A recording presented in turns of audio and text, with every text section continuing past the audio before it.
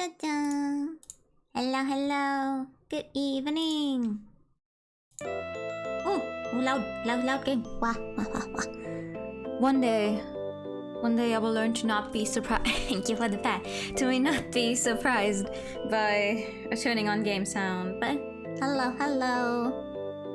Welcome back to Murder on the Marine Express. Oh my god. Nah, I drank too much Coke in one go earlier. Now I have an upset stomach. But how's everyone else doing? I hope you're well. It is once again Sunday. And Sunday means we can finish up. Well, I'm hoping we can. Oh, Christiana, thank you. I'm hoping we can finish up this game today. I don't think it's gonna be that long. I'd say it's around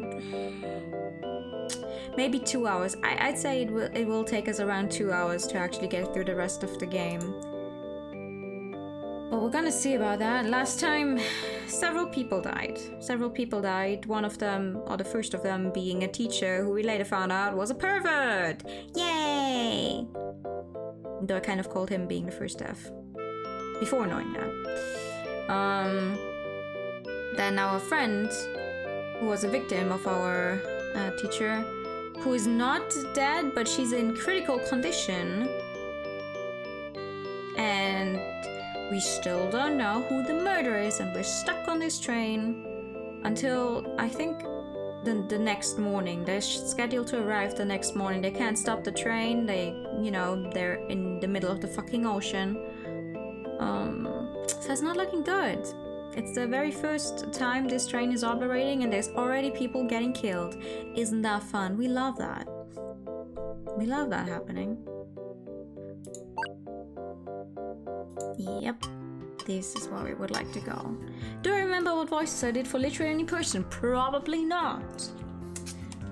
But that is alright. Who needs to be consistent with their voice acting? I don't. Who's that? I haven't seen her until now. Who are they talking about? Oh, it's Miss Queen. Looks like she decided to come out of her room. Right. She's the one who actually designed this train. Hi, Miss Queen. Oh, and also we have some messages. Attention, please. What's the matter? I solved the case. I know who is the killer. You said that last time as well, and you definitely did not know. Really? That's great. There's no mystery too hard for me. I'm the Cordelia Gray of the 21st century. Are you the girl who is running back and forth or pestering everyone with uncomfortable questions? We read this. Never mind. I read this last time. It's probably just... Okay, we reread this one. Not sure who the killer is, but we have a lead. We do.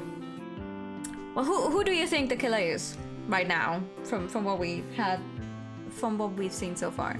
That's 6 ears!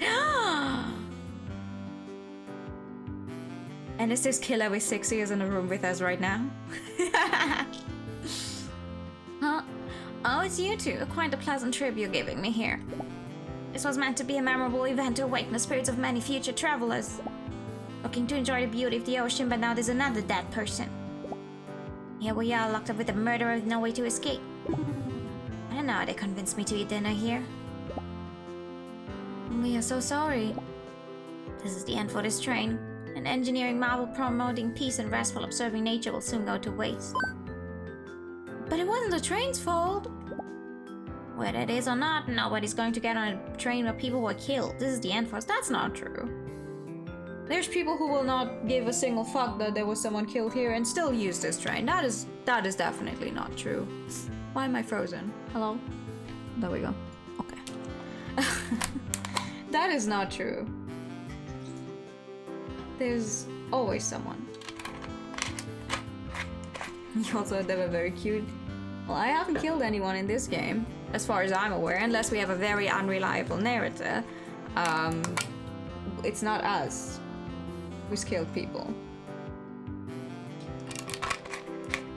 I'm hoping it's not gonna be us or our friend here, but you never know. Don't be so pessimistic. Your mistake was to put too much trust in your passengers. Yeah! How dare you trust a group of 16-year-olds? What?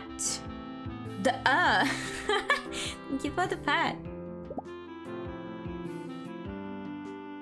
Howdy, room.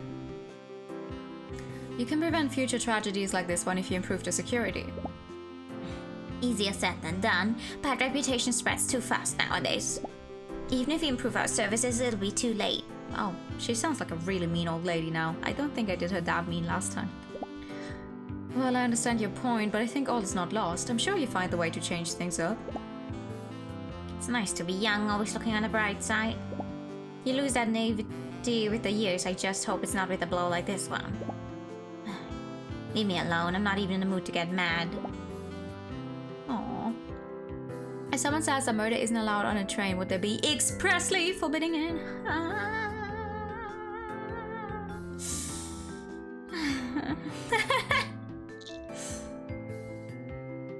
It's like when you go to buy a ticket, and they tell you like some things that you're not allowed to do on the train, and one of them is just like murder.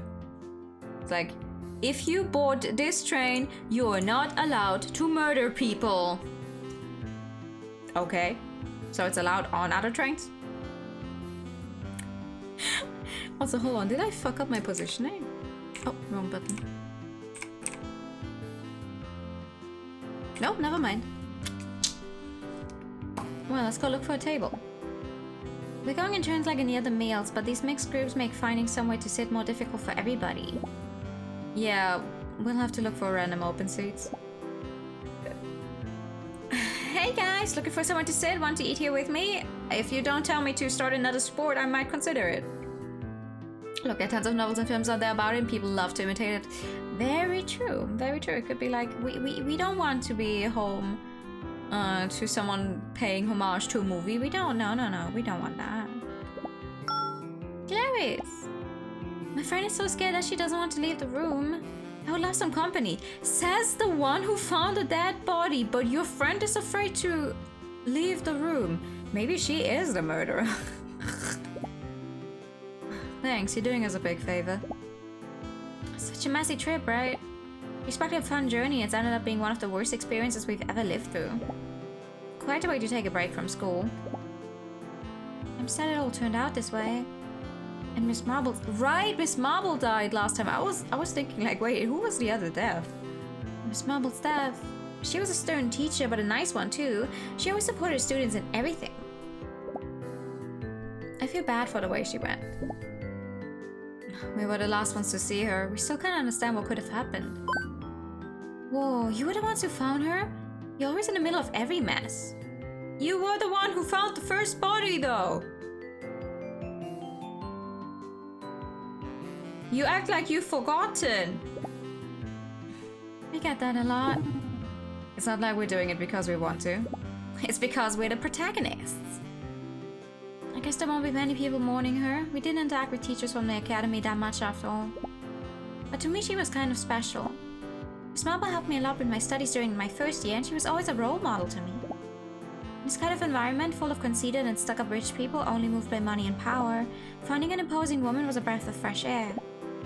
Oops. Sorry, I didn't want to imply that all of you are like that. It's just that sometimes I feel a little bit out of place in this academy. It's pretty nasty comment on my side. You can give me the yellow card. No, don't worry. I understand that what you're saying. It's true that elitism is one of the worst flaws of the school. Anyway, I find it surprising that a girl so committed to sports like you are had that kind of relationship with Miss Marble. Yeah, I know. Actually, we sort of grew apart this year. You know, because of my little blog on tournaments and such, but she always tried to find some time to chat and check if I was alright. Maybe she was just trying to find a friend among so many unmotivated students.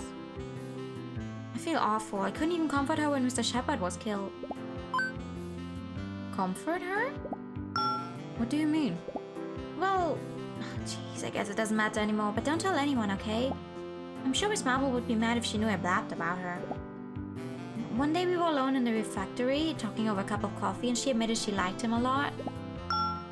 Wow. The usual body talk, you know? I didn't give it much thought back then. They say love grows over time, after all. However, now it's clear how happy Miss Marvel was when she was talking about how she felt about him. Hard to believe it, that's our face she always had in her. Must have been quite a shock to her then, to find out that he had been abusing students. I'm serious, that's why I say I feel awful. That's why I say I feel awful about not comforting her in such a tough situation. It had to be a heavy blow finding the man she loved murdered. Actually, she did look really flustered when we found the body. Not just because of the scene, but because it was Mr. Shepard. I'm sure she was. She was really making an effort these few days to keep us calm, but it had to be so painful for her. I'm sure she was sad and angry, but had to keep it hidden in front of the students. Oh, Miss Marvel. Whoever killed her is a jerk, and they're lucky they murdered her before she found who they are. I'm not sure she could have resisted taking revenge on them had she known who the culprit was. Wow. Now I get why she was so distraught when she learned about Mr. Shepard's background. What do you mean? Oops, I spilled the beans. Ranko, can you explain it to her? Ranko? Sorry, it was a mistake. Please don't be mad. Come on, you're scaring me. Echo! Stop. What part of what I said just now would prompt an Alexa to start searching for a song? What part of what I said just now was close enough to What's the string to hear?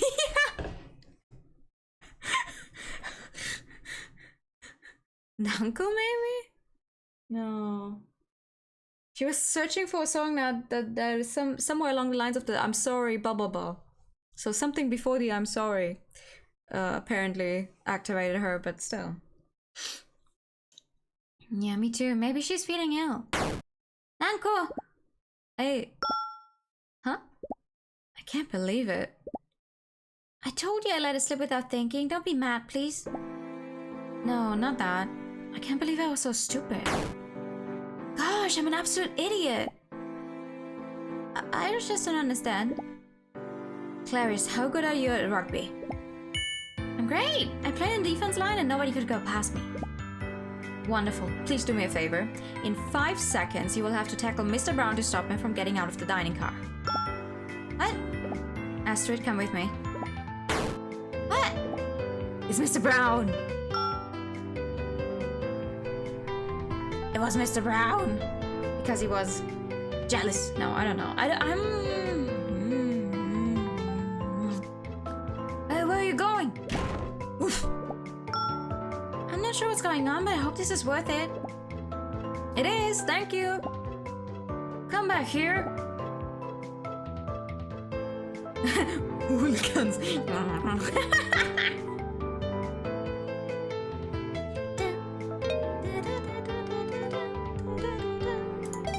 What are we doing here? First we're checking our phone. 2 girls just ran out of the dining. Book lover! Fuck yeah, that could be my ad. Book lover. Mr. Brown is hunting them down. He looked really angry. Something else happened? I can't stand this anymore. I want to get back on land. Me too. This trip was an absolute nightmare. I'm so scared. What if somebody else gets assaulted tonight? Please, someone come rescue us already. Listen, we've lived through a frightening experience, but you have to endure a bit longer. Tomorrow we'll arrive at our destination and it will all be over. But we can't let us get swept up by fear. That will only make things worse. We understand, but it's hard knowing there's a killer on the loose. Everything is going to be alright. Just follow Mr. Brown's instructions and don't come out from your room. Make sure to lock the door. But what if someone is trapped with the culprit? She would be in danger. Don't say that. Stop staring at us. Relax. Even if that were true, you wouldn't be assaulted because the culprit would expose themselves. They only acted because they knew no one would find out their identity. But it would be stupid to assault your roomie knowing you would be the only suspect.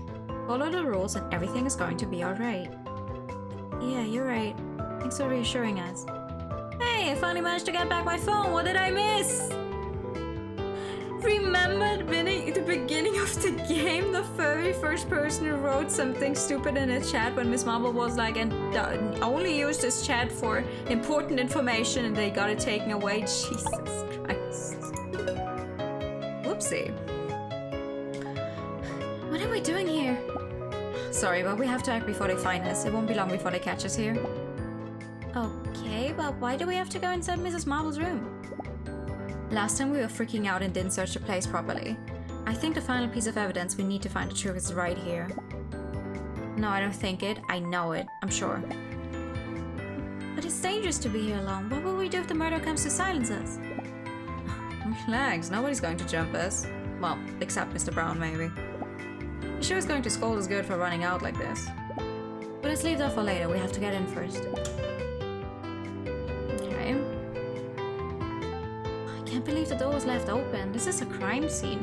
I mean, maybe the murderer was still in the room at the time we came in here. There has to be some kind of closet in this room as well, because there was a closet in all the other rooms. I mean, we hid in a closet before. I guess I didn't expect anybody would want to go in a place where a person was killed. That is true. I don't want to be here. What's the thing you're looking for? Okay, first things first, I have to apologize to you. To me? You're an airhead who only thinks about bloomings and food, but sometimes I forget that you make some of the sharpest remarks. Doesn't sound like an apology to me, just the usual bullying. No, really, I'm sorry. I should pay more attention to what you say. Okay, I'm glad you're taking me more seriously. And I made you skip dinner. Twice. But for good reason. Here now we're going to solve this darn murder case.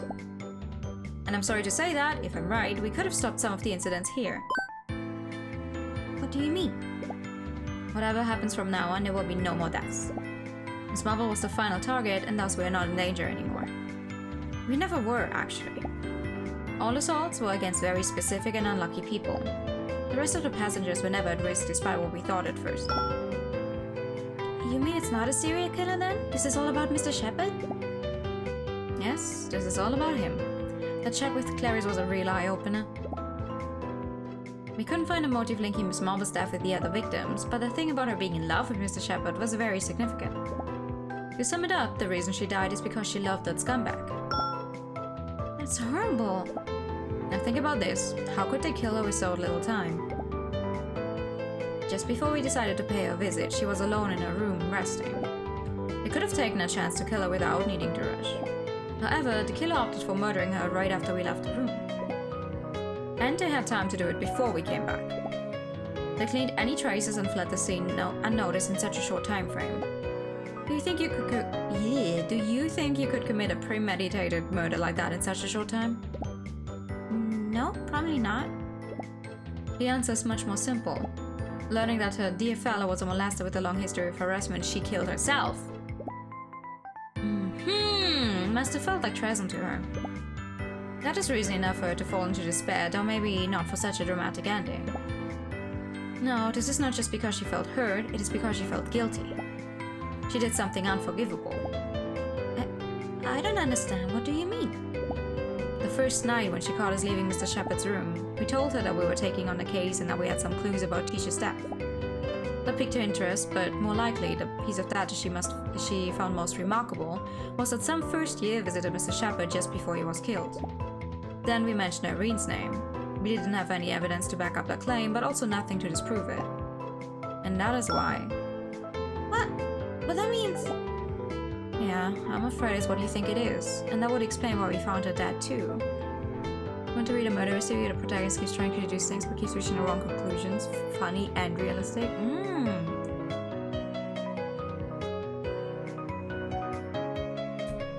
Kind of like...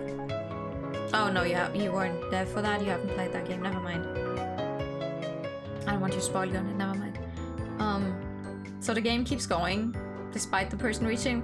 No! The protagonist reaches the wrong conclusion. Someone else comes up and points out like, no. Try like this. And they're like, yeah. What I said. I'm right. And then it works out because of the way the other person solved it.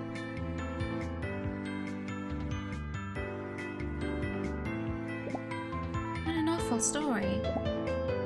Agreed. There was no need to go that far. What started with a single unnecessary victim ended with 2 more people involved. Just because we didn't do our job properly. But you can't know if that's really what happened. Is there anything to prove their theory? The final piece of evidence is right here. Huh? What does the closet have to do with anything? the closet, but what's inside? Remember the second time we were in Mr. Shepard's room? You said there was something odd, like something was missing from the scene. I usually find it hard to believe that someone as distracted as you is able to notice those kinds of details, but you happen to be right. Hehe, I remember this next time you're reluctant to hear me out. Miss Marvel kept the knife when it was found in the restroom. I guess she intended to guard it until the police could analyze it once we reached land. However, that is not the only piece of evidence she took. There was something else, an item she kept after kicking us out and that wasn't there when we came back. What was it? That red piece of pixel mass we saw under the floor. Not under the floor, under the bed, whatever it is. Yeah, baby! A jacket stained with blood? At that moment, we only had our eyes on Teacher's body. We were oblivious to the other details of such a shocking scene before us. But it was definitely there. I saw it. I was like, that's a different red, and it has outlines. That is weird. Our testimony alone didn't hold any value to her, but Miss Marble accepted the allegations because she had the jacket with her. We were guilty of misleading her in that regard. Don't think that. We couldn't know that she would act like that. Yeah, but those are the facts. We have to take responsibility for what we did. Also... Dogoba Larson, where are you hiding? Here they are. They got here a little sooner than expected. Listen, we don't have much time, but there's something else I still haven't explained. It's something important. I feel you enough to start talking with Mr. Brown. You might understand if I show you this, though. That's... It was inside the pocket of the jacket.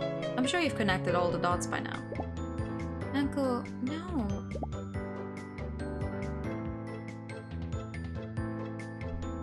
Echo! Stop!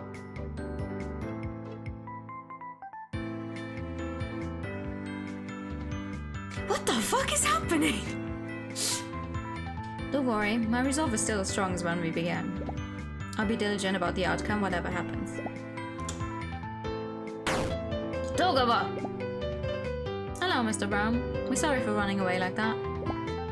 Sit down for a moment, please. We have to talk about the things that happened here. The time to close this case has finally come. No! No! It's been 20 minutes. No, the time has not yet come. Shut the fuck up, Branko. You can't do that to me! I don't have any other games planned. You can't end this quickly. No!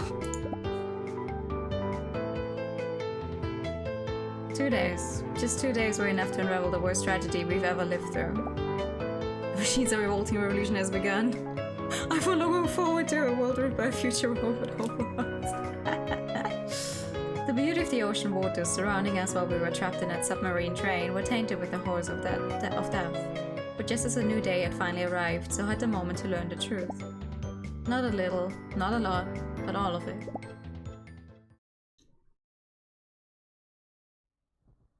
Dun, dun, dun, dun, dun, dun. Easy juice. Thank you, Mr. Johnson. It's made from oysters and shellfish. Yuck. Just joking, of course. Right. I would have liked to know that before spitting it out. I apologize. Don't worry, I'll let this one pass because you were absolutely right. In the end, everything came down to discarding the things that were impossible and keeping what remained. It was a very valuable piece of advice. I'm glad it helped you. There's much to learn from literature.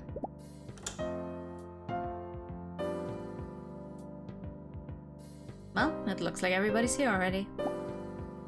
I'll leave you then. Good luck with your closing statement. Yeah, we'll need it. If you need anything, please let me know. Thank you. Well, I for one am still not sure who the killer is. Greetings! These are the last messages you will receive, so I want to take this chance to thank you for reading Murder in the Marine Express. Did you find the answer to this mystery? Throughout the journey, 3 people were assaulted with no clear motive connecting the incidents. Oh, don't spoil me! Please don't be spoilers. So, a serial murder was presented, but according to the train staff, only those from St. Joachim could get onto the Marine Express. So maybe Christine tried to take her revenge on Mr. Shepard. Or maybe it was Katya, who was also a recent victim of Mr. Shepard. But then again, why did they kill Miss Marble and make an attempt on Irene's life? Could it be that the murderer is some other unrelated person like Mrs. Green who has been hiding all this time? The answer to all these mysteries aboard the Marine Express is about to be revealed. We encourage you to collect your thoughts before proceeding towards the final answer. That being said, we bid you farewell. Thank you for reading our visual novel. We hope to see you again in one of our next ones. Aw, that's cute. That is very sweet. Alright. For one, I have no idea. I cannot say for certain who I think the killer is.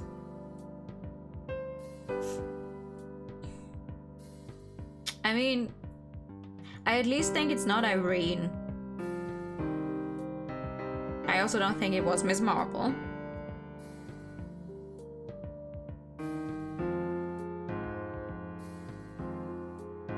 I don't think it was one of the train staff at all. And there's what? There's two, technically three people who knew about him being someone who assaulted his students. One of them being Irene, because she was a victim. Oh wait, there's four people then. Well, Irene, Katya, and the French lady, or the French girl, and her friend, the student, had a thingy, whatever they're called. Three murders conducted for not stopping a train after the first murder. They can't. This is a marine train, which is going like along the ocean floor in a funny tunnel. They can't stop. They can only go forward, and it's a really, really long way. Stopping the train is actually a bad idea because they can't go back. They're stuck down here. We're endgame not even 30 minutes into the stream. Yeah, but last time I wasn't sure how much was left and I didn't want to risk it. Should have thrown everyone in scuba gear and told them to get the hell out. That doesn't work. There's no openings to that tunnel. There was... you weren't there for it. But there was a joke about them getting scuba gear to like go out outside. One of them was like, oh, I can't wait to go into the water, and the others were like, you can't do that. Stop murdering on my train. You ready? I'm a little anxious, but I'm ready. You're going to solve the case before the train arrives on land. Right, it's time to close the curtain. Let's go.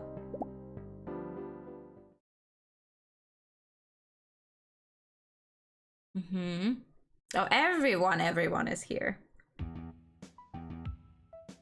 Okay, first things first, I want to thank Mr. Brown for letting us organize this meeting despite the circumstances. We are really grateful to you for trusting us. I hope whatever you're going to explain justifies this exception. Yes, it will. To those present, I'd like to clarify I'm not a big fan of these kinds of detective stagings. All the suspects are gathered and a culprit is pointed out after a long and tiresome explanation. But Astrid and I spent all the trip investigating what happened on this train, and we think you have the right to know what we found. If you are here, it's because you are or were related to the case at some point, so it's fair that you learn the truth too. The rest of the students will be informed in due time. Thank you for your courtesy. Alright, now that we've finished with the introductions, let's start with the main event. First, a message of reassurance: there will be no more deaths or aggressions. The danger is over. Yeah, and how do you know that? You were never in danger, actually.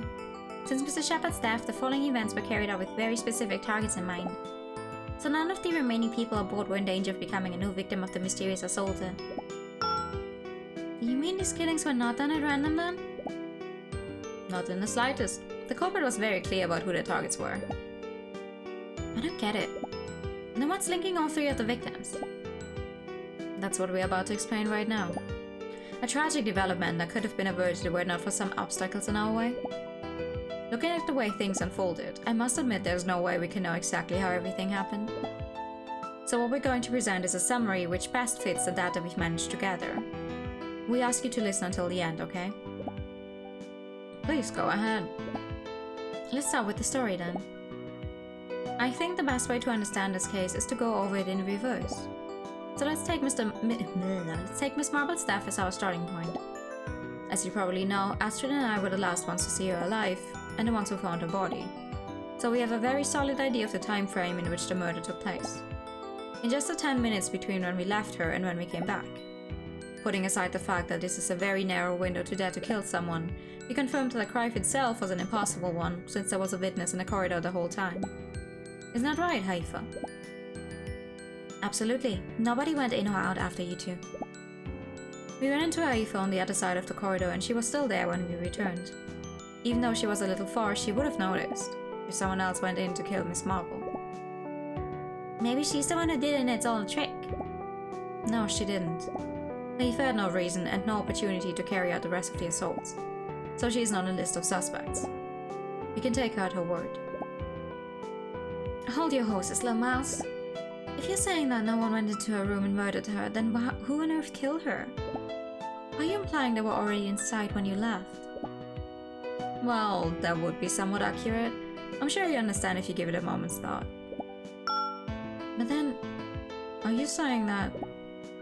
I'm afraid that is exactly it. The answer's pretty simple.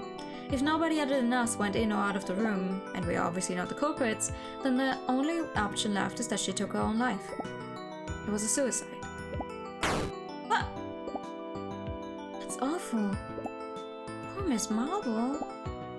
A sad incident indeed. She took the very same knife used to kill Mrs. Shepherd and took her own life, putting an end to the painful string of crimes on this train. That leaves us with a very pertinent question: why did she do that?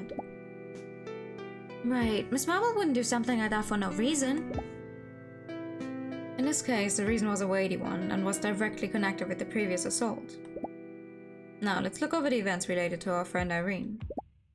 As you may know, the murderer tried to kill her with a treacherous blow to the head, though, unfortunately, they failed. Just by a few inches. She's in a very grave condition. Nurse Joyce told us that the prognosis is not good. We need to reach land before we know if she has any chance of survival.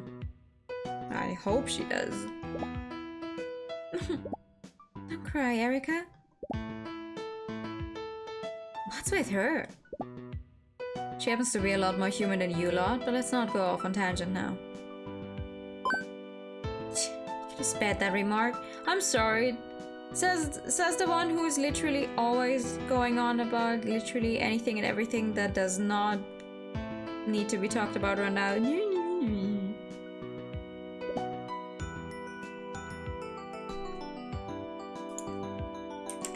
You already thought she could have been suicide? Yeah. It's just like, I was thinking, why would she kill herself?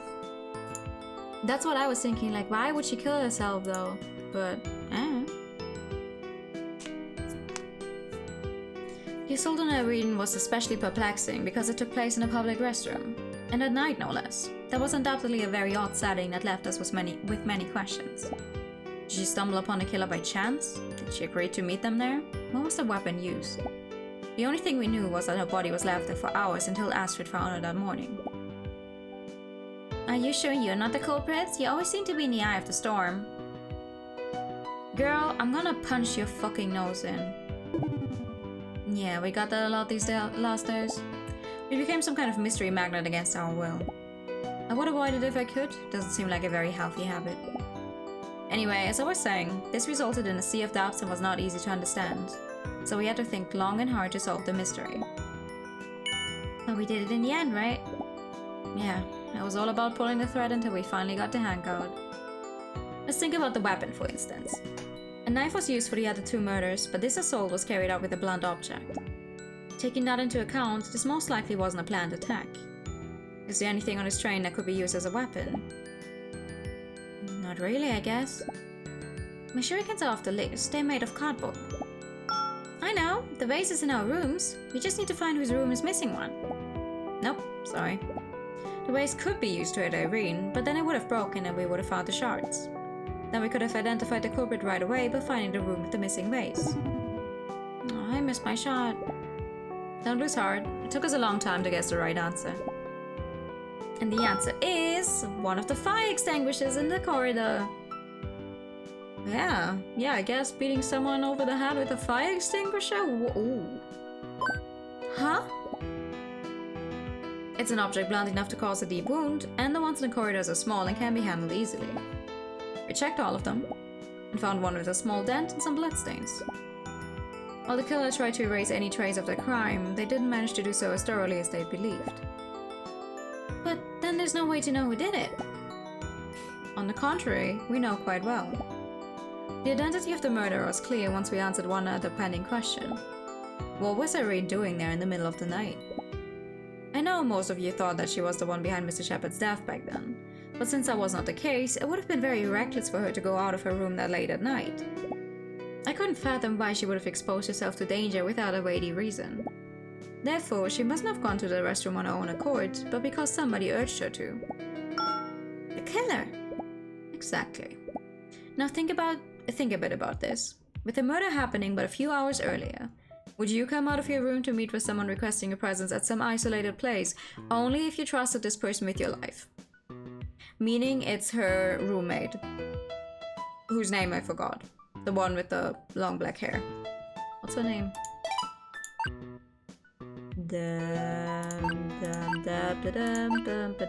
This one. But why would she? No.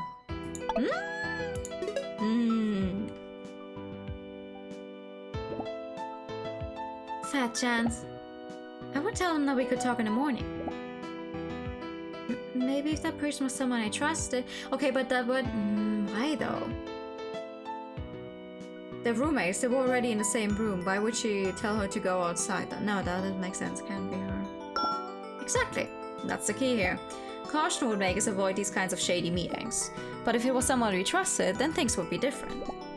It could be a friend in need of advice. Or maybe someone instilling safety, like a teacher. Oh, right, no, we already cleared that up. Miss Marble was the one who called her out there.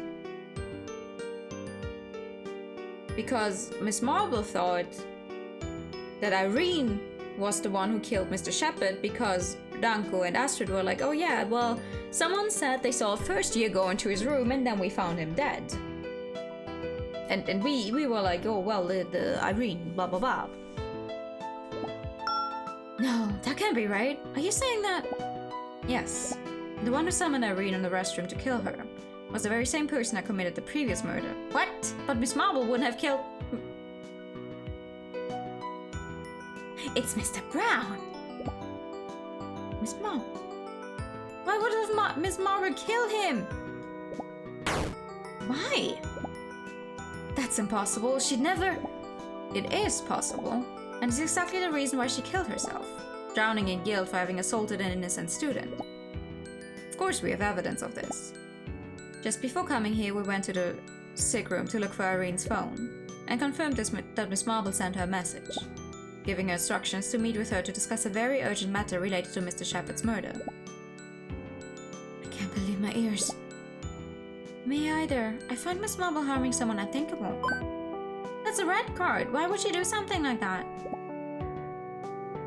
Yeah, that's the unsolved mystery that have been gnawing at me for some time. Motive is what drives action, what gives meaning to this absurd tragedy we lived through inside this train. The motive why Jessica Marble is dead and the one why Irene Baker was critically injured. The motive, a secret concerning several people, is closely related to a last question we now must face at last. The mystery and the answer that will finally reveal the truth. The question that began it all. Why did Lawrence Shepard die? Well, why did he? Why did Lawrence Shepard die? So far, we've talked about how Miss Marble's death and Irene's assault took place. However, it's time to tackle the final point, and the source of this whole mess. The day before yesterday, just after lunch, somebody went into Mr. Shepard's room and stabbed him. Later, Clarice Rossellini, who is right here, found the body when she arrived at the room with the intention of discussing unrelated academic matters. The important thing is that during this period, between when Mr. Shepard left the dining car and when we found his body, there are very few clues to work with. And they even seem to lead to Irene initially, which is obviously wrong. On one hand, we have the murder weapon, the very same knife that Miss Marble used to take her own life yesterday. This knife, as we checked already, is a piece of cutlery from the dining car and anyone could have kept theirs after lunch. So there's nothing that could help us find its owner. However, the fact that the killer used his knife and not another weapon leads us to think that just like what happened with Irene, this was not a premeditated murder. This takes us back to the original question and serves as the unifying thread of the entire case. If this was not a planned murder, why did the culprit feel the urge to kill a teacher so well respected by his students and co-workers? A role model in the academy who everybody loved so much? Well, most of you already know about this, but I will state it anyway. Lauren Shepard was a predator who molested and abused some of the students of St. Joachim and also students of other schools. His death was punishment for his deeds. Really? Huh, call me impressed. That's man for you. There's no way to trust them. Well, not all of us. Come on, Frank! Come on, shut the fuck up! Not all men, shut the fuck up. No, not all of you, but all women have to live with the same fear. So please, Mr. Brown, spare us the classic not all men speech. When we are telling you that your fellow teacher molested young girls with impurity for years, girls who were forced to suffer in silence. I'm sorry if your ego is taking a blow, but please understand that the topic we're discussing is an entirely different one. Yeah, of course, I understand. I'm sorry. Please forgive me, it won't happen again. You might think this is quite a serious accusation against a teacher from an elite preparatory school. But even so, some of Mr. Shepard's victims are here on this very train, and they can confirm firsthand how true the claim is. So I'm not going to reveal their names out of respect for their privacy. I have nothing to hide. I was one of Shepard's victims, and I want everybody to know what he really was. He tried to force himself on me, and when I defied him, he spread some really nasty rumors about me in an attempt to ruin my life. It worked. Were it not for Maddie's support, there's no way I would have been able to bear the humiliations I had to suffer all this time. You're a strong girl, you just need a little help. Thanks for being so brave, Christine. I was a victim of Mr. Shepard too. Katya, it all began with a few casual meetings, but then he started following me everywhere. And I started to feel really uncomfortable. I tried to avoid him, but he always found a way to be alone with me. He made me his pet and told me that he would make my life a living hell if I resisted. Katya, I'm sorry. Forgive me for not being aware of what you were living through. I'm sorry too. We had no idea. We should have helped you. Thanks. It wasn't your fault. It's nobody's fault except for the one doing it, that is. As you can see, Mr. Brown, Mr. Shepard was preoccupied with these kinds of extracurricular activities for a long time. But I don't understand. If he was doing these awful things, why didn't you report it to a principal? You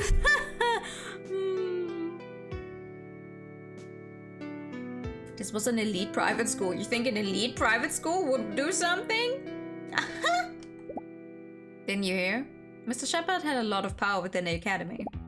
His standing would cast doubts on any accusation against him, while it would have been so easy for him to wreck the life of his students if they tried to spill the beans. But these types of matters are never easy to deal with regardless. Even though no means no, the fact is the defendant is always given more credibility than the victim.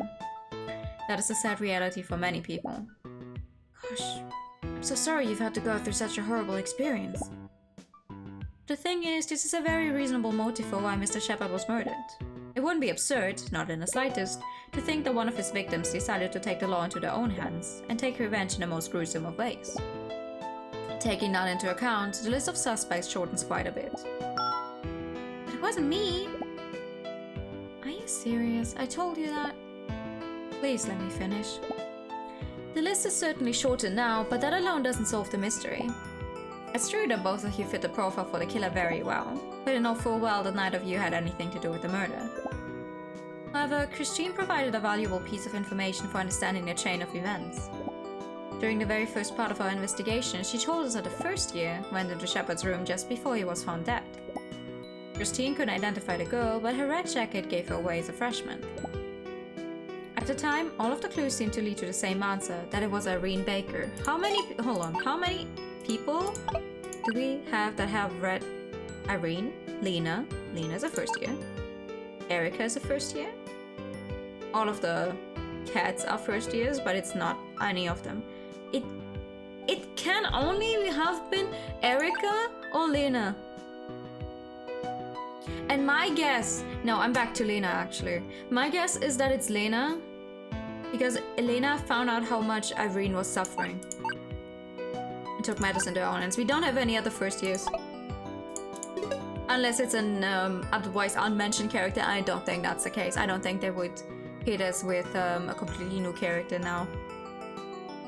To solve a mystery, all of the clues have to be present. You cannot come in at the last second and be like, oh, it was a not yet shown person. That's not proper mystery rules.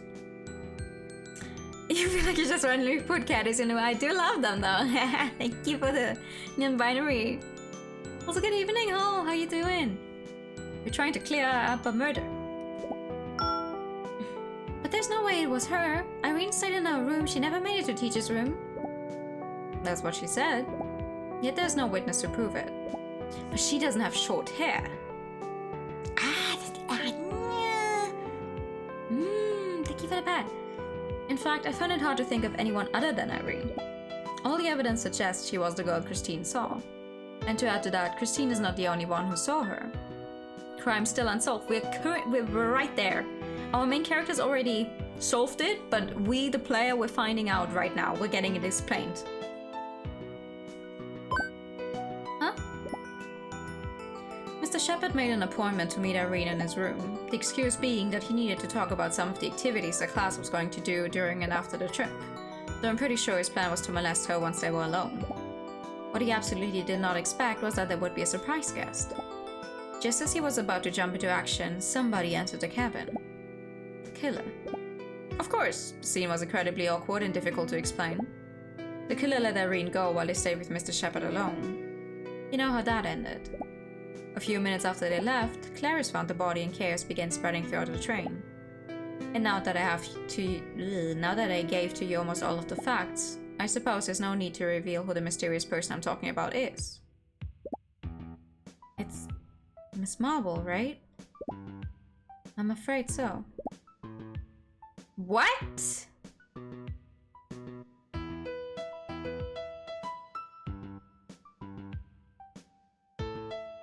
Why? Jessica Marble was the one who murdered Lauren Shepard. What a sad story. I could never have imagined that that's how things went. Actually, it's even worse than that. At the time, Miss Marble didn't know that her colleague was a real degenerate. When she came in, she misunderstood the scene as being the other way around. That is, that Irene was the one jumping all over Mr. Shepard. Just like many of the students of St. Joachim, she believed the rumor that Irene was in love with him, and the situation was baffling enough to make her think it might hold some truth. So, when Miss Marble threw her out of the room, it wasn't to protect her, but to get her away from him. Then, when they were alone, she killed him out of jealousy, out of spite. What?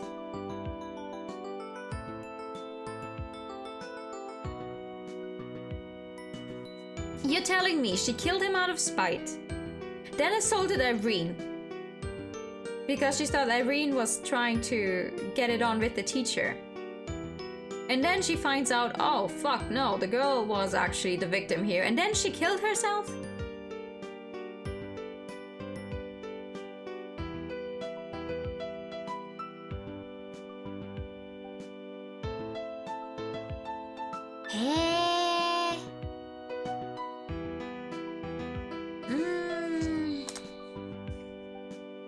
Yandere. When they were alone, she killed him out of jealousy, out of spite. She was in love with Mr. Shepard and felt that he'd betrayed that love. So she thought that if he couldn't be hers, then he wouldn't be anybody's. No. But that makes no sense. If she took her anger out on Teach, then why did she attack Baker? And why didn't Baker say anything about it? Everything happened so fast. It's possible that Irene was still trying to take in what she'd faced in there, and had to think carefully about how to explain it. She was certainly in a thorny position. Irene was one of the last people to see Mr. Shepard alive, and she also had a reason to kill him, so anybody would think that she was the culprit.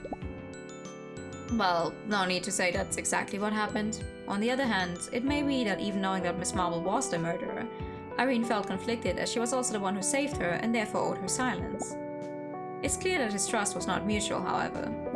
Miss Marble was still bitter with her after what she saw, a feeling elevated by the need of getting rid of an annoying witness who could give her away at any minute. That's why she sent a message to her phone asking to meet with Irene and talk about how they would confront the situation. But Miss Marble had decided already. Irene posed a grave danger to her, and she had no intention of forgiving what she did to Mr. Shepherd. So Miss Marble was determined to kill her too.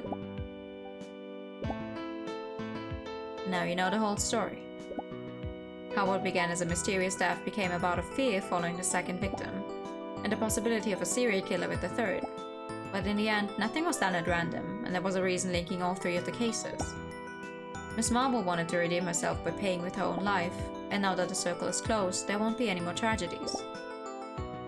Jessica... Thank you for bringing us together to explain the situation. Just as you said, this was a tragic episode, but it's all over now. I hope things go back to normal when we arrive on land. Truly an eye-opening speech. Good job, Togova. You can go back to your rooms. I'll talk to the rest of the girls and let them know that everything is okay now. Just one more thing. You may have forgotten by now, but before starting my speech I told you that we can't know exactly how things truly unfolded. What I explained just then was the most plausible theory. But we have with us one last piece of evidence that we'd like to inspect in detail. Listen, I don't... No! It's something we found in Mr. Shepherd's cabin. We want to discuss the meaning behind it with Mr. Brown, so we're going to talk with him a little more. While we keep the evidence safe in our room. That's all. That's everything I had to say. It was a painful event, but now we can go back to being normal. Let's pray that Irene can hold on until we get to land and she can get the proper medical assistance. Thank you all for your attention. I don't... Nah, I don't believe it.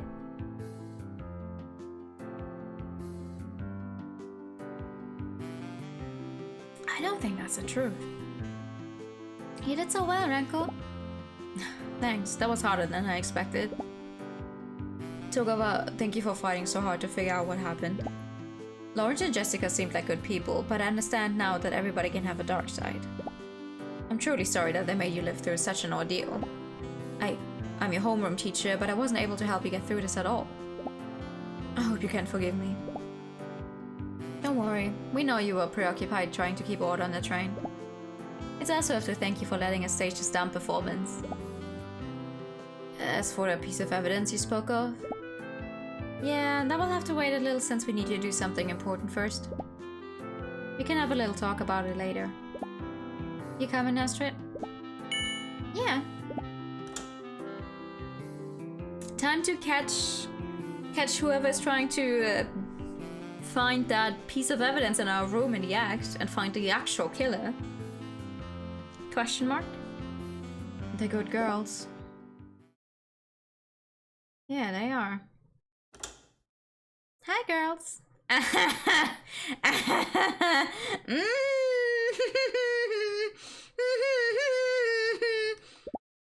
Hey, what a surprise. Sorry for being in your room. Just wanted to offer my thanks for your efforts in unraveling the mystery. I let myself lose heart after all that happened. I couldn't help at all. You worked so hard investigating who did that to poor Irene. I feel so useless. Don't say that. These were difficult days for everyone. We understand that you weren't feeling well. It's a shame things ended up like this. Miss Marble doing something like that, I'd have never seen it coming. I hope Irene makes it through this. Yeah, we'll have to wait a little before we'll know, once we arrive on land. Well, I'll leave you alone now. See you later. I'm sorry again for intruding. Don't worry. We expected we'd find you here, actually. Did you find what you were looking for? Oh, there it is!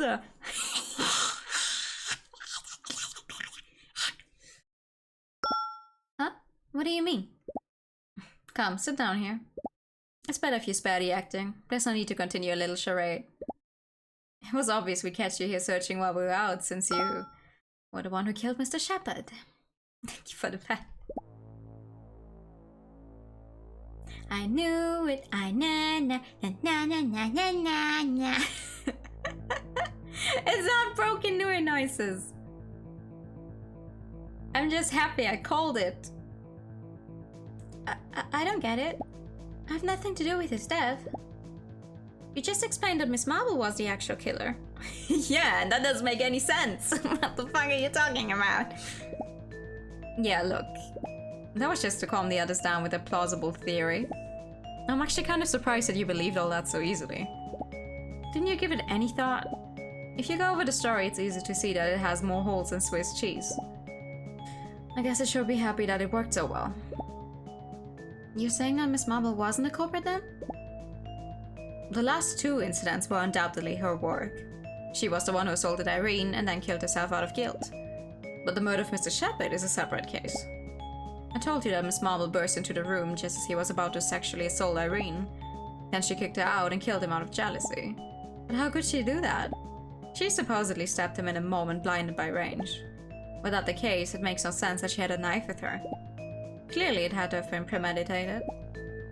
But also, with a temper like hers, I find it hard to believe that she wouldn't have taken it out on Irene right then and there. To give her a good scolding for what she was supposedly doing. Miss Marble had the entire train trip to make amends with Mr. Shepard. Even if she felt betrayed, she would never kill him out of spite. I'm sure those who knew her better had some doubts about that part. So you're saying it was me who killed him?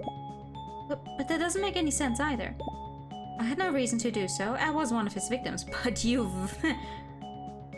For one, you know one of his victims very well, and two, we know there have been more victims. Who's to say that you're just not, like, coming out with it?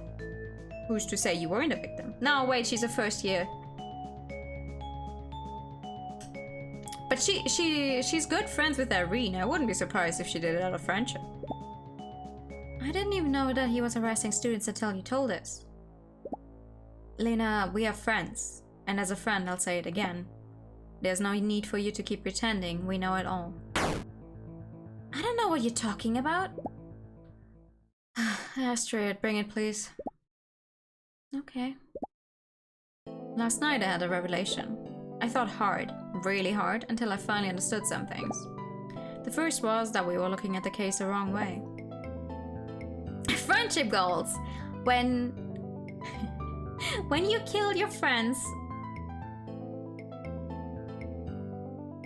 I'm missing the word? Abuser! Woo! Up until then I was sure that everything was the work of a single culprit. Even as to suggest the possibility that maybe that wasn't the case, I rejected the idea immediately. After all, what were the chances that two murderers had gathered in the same place to kill different people? Unless the second one was a result of what the first one did. Having missed that held up the investigation tremendously. The second thing I learned was that there was something missing in Mr. Shepard's cabin. An item that was there when we first found his body and that was not when we came back. Miss Marble took that item with her and kept it in her room. I'm sure you had a hunch when you heard me say that we still had one more piece of evidence to check.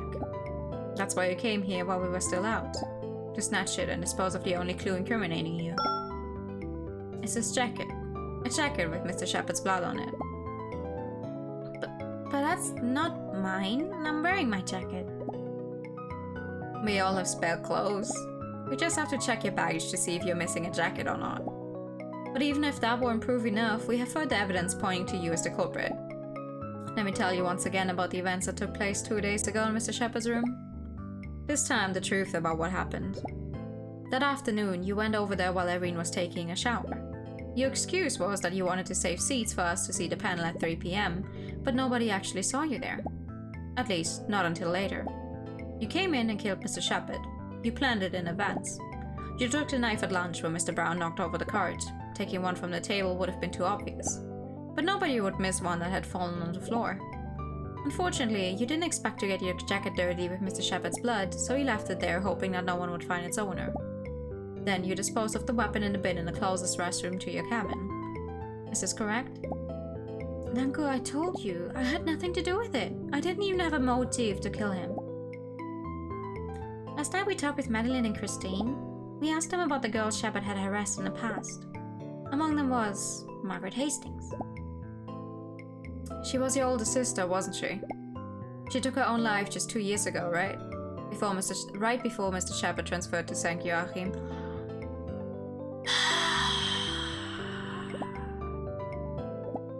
Is this why you killed him? You wanted to get revenge after he pushed your sister to commit suicide? Oh wow, okay. Pfft. Suddenly she folds real quick. Okay. Yes, that's right. He assaulted her and spread horrible rumors about her after he got bored of using her as his toy. Madge couldn't go out without feeling the judgmental stares of everyone around her. The pressure she'd been enduring ended up breaking her. Every night she cried in anger and bitterness, knowing she had to keep silent about the harm that Bastard did to her family and herself. In the end, Madge couldn't take it anymore and took her own life. She told me everything before she did it. By then, the shepherd was already at another school, trying to get away from any accusations against him, even though he always ensured the silence of his victims. I'm really sorry that Margaret had to live through such a terrible experience, and your family too. But that's just a story from the past. It doesn't prove anything. The jacket could be anyone's.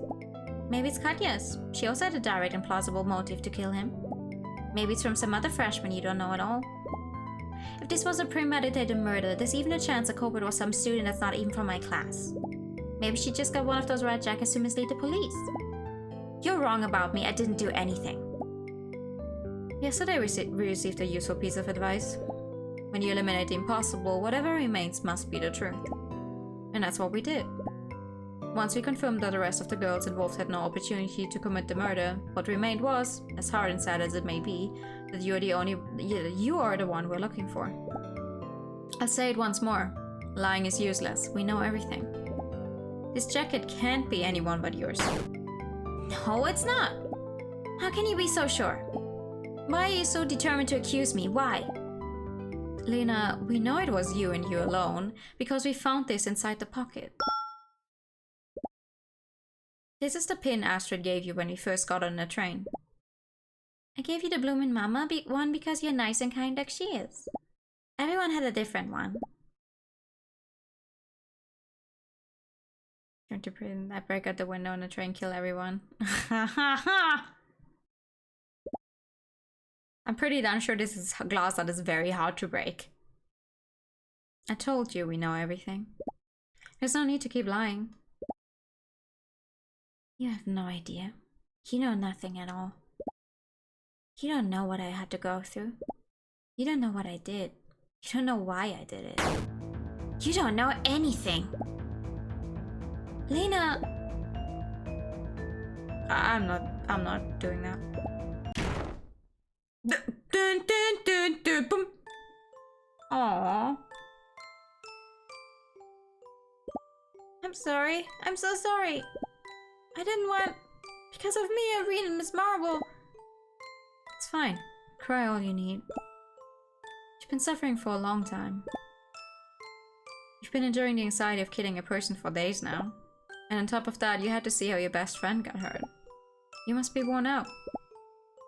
Lena, don't worry. You're still a minor. You're not gonna go to jail.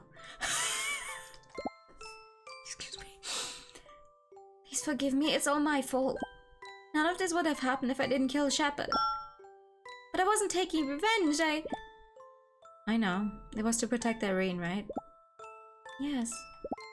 That morning, just before we arrived, you heard Mr. Shepard making plans with Irene to talk about the class activities.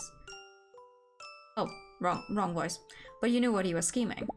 That's why you went earlier, to face him and discourage him. I knocked on the door and he was surprised to find out it wasn't Irene. He invited me in.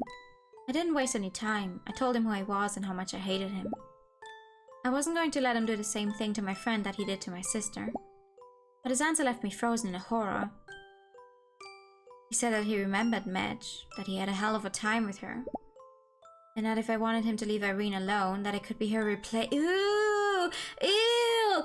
Ew! Ew! Ah! Hi, weird! Welcome in. We just cleared up who murdered our teacher here. Our teacher who's a horrible person and an assaulter and molester.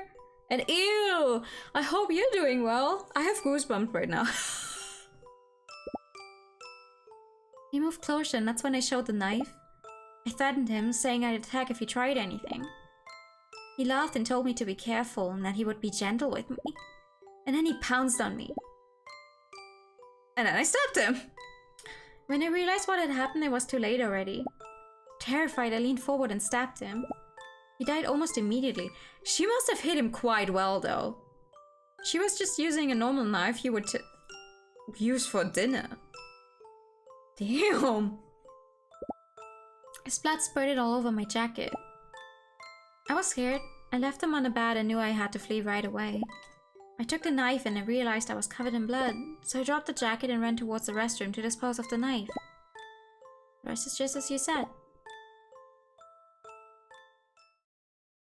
I was unable to figure out the murderer, yeah. But that means it wasn't on purpose. In self-defense. You could claim self-defense.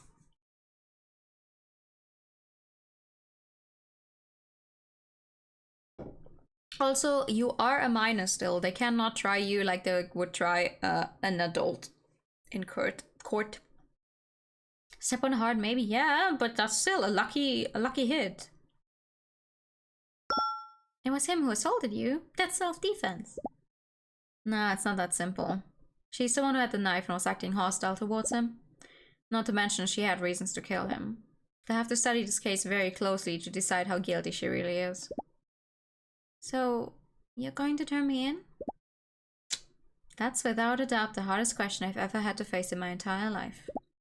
And I've thought about it a lot already, I promise. I hardly got any sleep thinking about it. You are my friend, I understand the circumstances you were in, and also that you didn't intend for any of the following tragedies. But at the same time, I've always been following the mantra that one must have a clear conscience. You're probably bored with it by now. Every act has a consequence. Anytime you do right or wrong, your act will have an impact on other people. And the right thing here is to take responsibility for the result of your actions. You killed a person, and that means you have to take responsibility for it, whatever the outcome. Yeah. Yes, you're right. It has to end like this. But you don't have to do it alone. We will come with you. What? Ranko forgot to explain something important. I didn't forget, I was waiting for the right time. What do you mean? Look, we also killed someone? I don't understand. When we talked with Miss Marble about who could have murdered Mr. Shepard, we led her to Irene. With all the commotion and the rumors floating around, she was quick to suspect her when she found the jacket. But even so, that was just pure speculation. It was us who convinced her that Irene was the one who visited Mr. Shepard. In the end, she was so sure about it that she sent a message to meet her in the restroom that night to quietly take her out. And when we told her later that Irene had nothing to do with his death, she understood how badly she'd made a mistake and decided to commit suicide. So what you said before... I told you to ignore that. It was all a fake story to make you lower your guard. The thing is, it was us who pushed Miss Marble into acting like that. Indirectly, our words led her to murdering someone and later killing herself. And for that, we have to take responsibility too. But you can't take the blame for that. There's no way that you could have known she would act like that. Perhaps. But intentional or not, the fact is that our reckless attempt at an investigation was part of what caused us ending. Had we stopped playing sleuth, had we let things flow naturally, none of these events would have taken place. Our acts had their own consequences, and I want to take responsibility for them. When I explained everything to Astrid last night, she agreed with me. Come on, let's talk with Mr. Brown. Don't worry, we'll be with you no matter what. Thank you. We went to talk with Mr. Brown after that. We told him what had really taken place aboard the submarine train. Lena's confrontation with Shepard, our unfortunate mistake, Miss Marble's misunderstanding. With a grave but calm face, he listened to our confession just minutes before the train arrived on land after 2 days of madness. Once we were out, the police began their own investigation, though there wasn't much left to do by then. Despite our honest will to redeem ourselves, Astrid and I were absolved of any kind of responsibility, since the efforts from our deeds were entirely accidental. Even when we took direct part in the case, so we couldn't be held accountable for any of it. As for Lena, she was sent back to the USA immediately and placed in judicial custody. She's 16! Okay, damn. The case is still open, but as far as I know, the murder will be considered an extenuating circumstance during the trial. There was a big commotion among the students when the facts were finally disclosed, but fortunately, the relief of knowing that there was no more danger and the excitement of visiting a new place was enough for them to enjoy the rest of the trip. A trip they would definitely remember for the rest of their lives. As for Irene...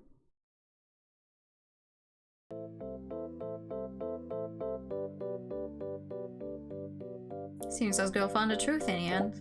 I'm glad that, like the train, they also reached a destination. Remember, there are lots of mysteries in this world. You are the ones who must figure them out. Aww. Grown-ups work to protect us and make a better future for us, but sometimes they don't act the way they should. It's our duty to learn from their mistakes and keep struggling to fix what they messed up. That will be our challenge when we become part of society. That's why studies are so important. Still, a good party every now and then never does anyone any harm. What? I'm not as stiff as everybody thinks. Maybe I should loosen up a little bit. I'll make note of that for the future. Watching those two solving a case was truly inspirational. I'll work hard to overcome my block and win any match from now on. But even if I keep losing, I won't fall apart. When things go south, you have to take a deep breath and I hate that word. Preserve. Game, set, match.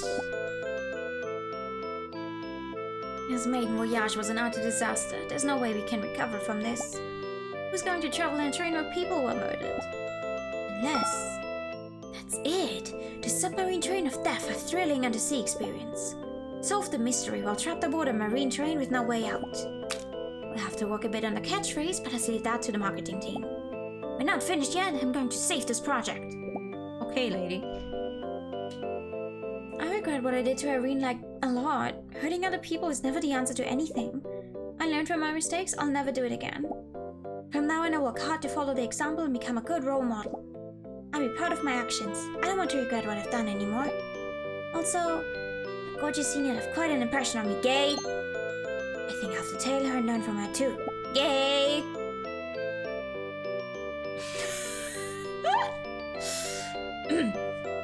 I'm glad that we could use this incident to form a stronger bond. From now, we'll care for each other even more. I won't let you live through something like that ever again, Katya. Thank you. I swear I'll be by your side too whenever you need. I'll support you whatever happens. We'll always be together. That's why we're the most fabulous.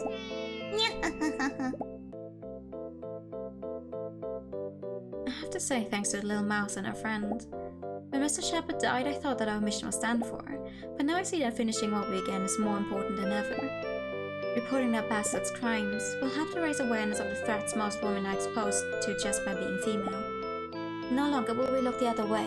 It's time to face a problem, and I want to be leading the way.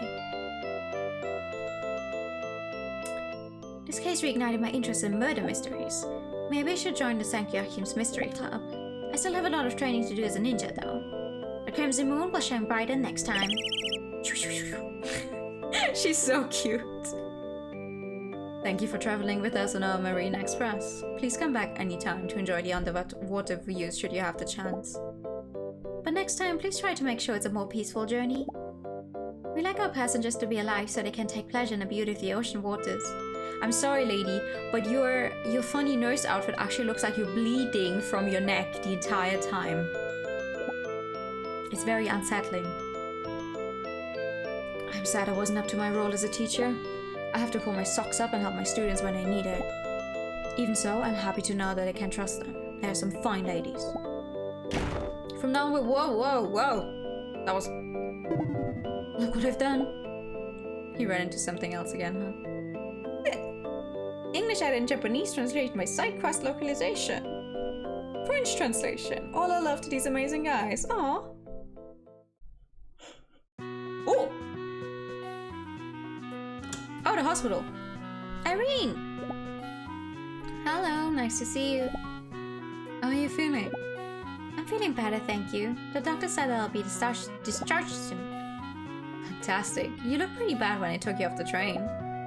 I'm fine now, thanks to you. Thank you for the pet. If I'd received first aid even just a little later, we might not be talking like this right now. I'm so glad I found you in time. I can't believe your love of restrooms was useful for once. Don't say it like that. Astrid was making the craziest face when I got there. She was crying in the ocean with such a funny grimace like this.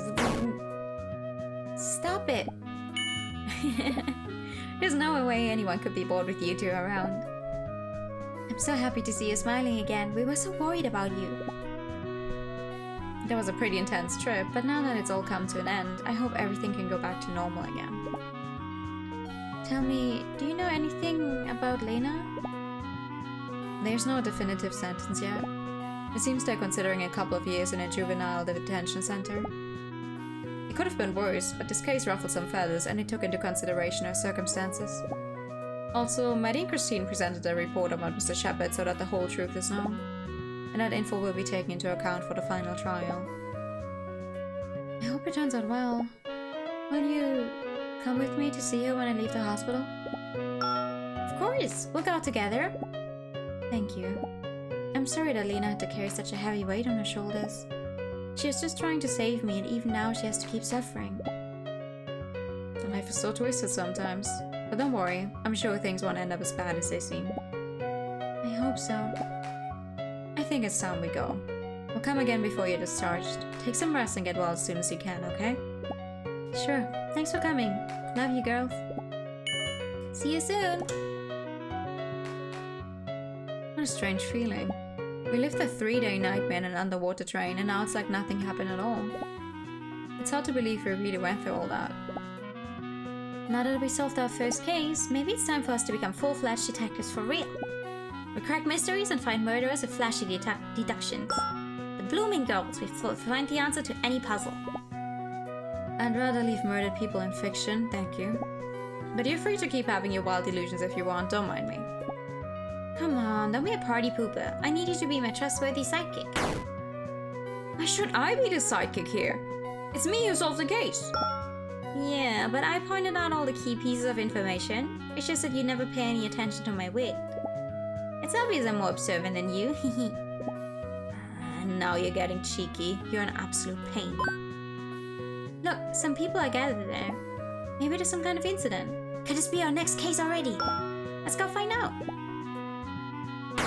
Hey, wait, don't run so fast. The darn gritty guts with her long legs. Wait for me. Aww. Also, thank you for the highway time. The end.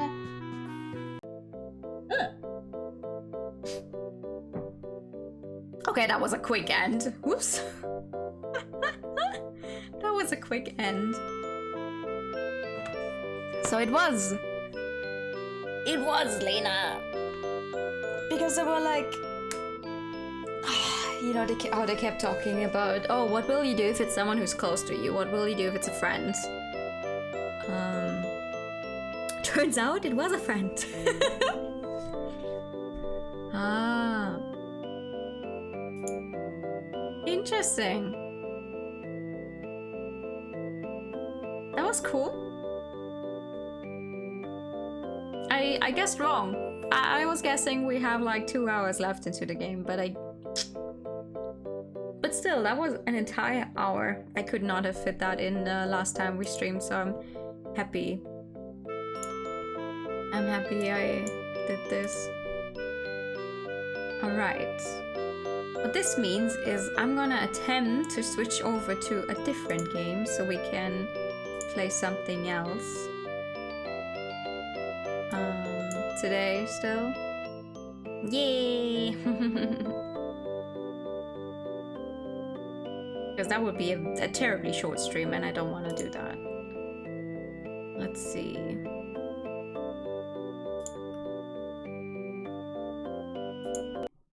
That was Murder on the Marine Express. It was fun. I enjoyed myself immensely. It was a short game. I was in between. I was really not sure anymore what who it could have been. Like, very interesting game indeed. Yeah, I'm happy we got to find out who the murderer was. That was why I was so confused with like the explanation of it suddenly having been the teacher, the other teacher for both murders. Like, that didn't make sense to me. That didn't make sense to me.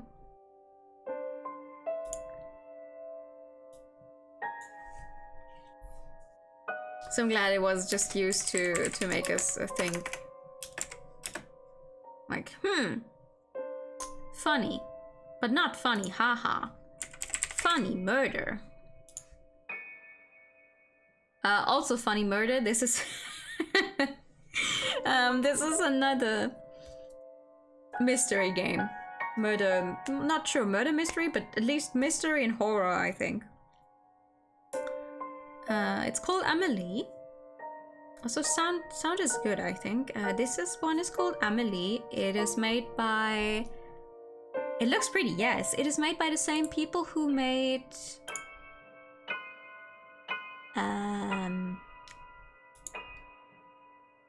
Who made Start Again, I think?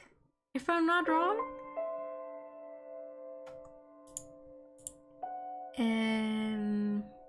Yeah, I think it's made by the same people who made Start Again. It's not a terribly long game.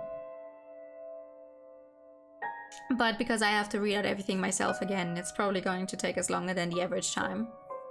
Can't wait for the red room. Let me just press the wrong button.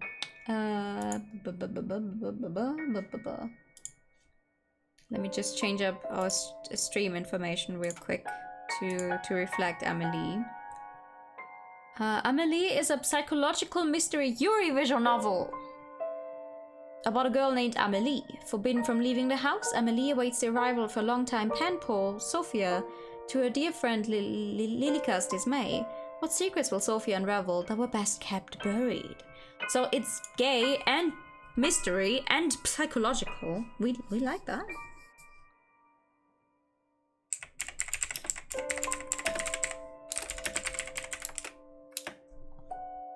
We like that. We like our murder mysteries. Not murder mysteries. Why the fuck do I keep saying murder mysteries? It's just a psychological mystery, not necessarily a murder mystery. Drinking stream. Oh, no. I don't drink. I don't drink. Not often.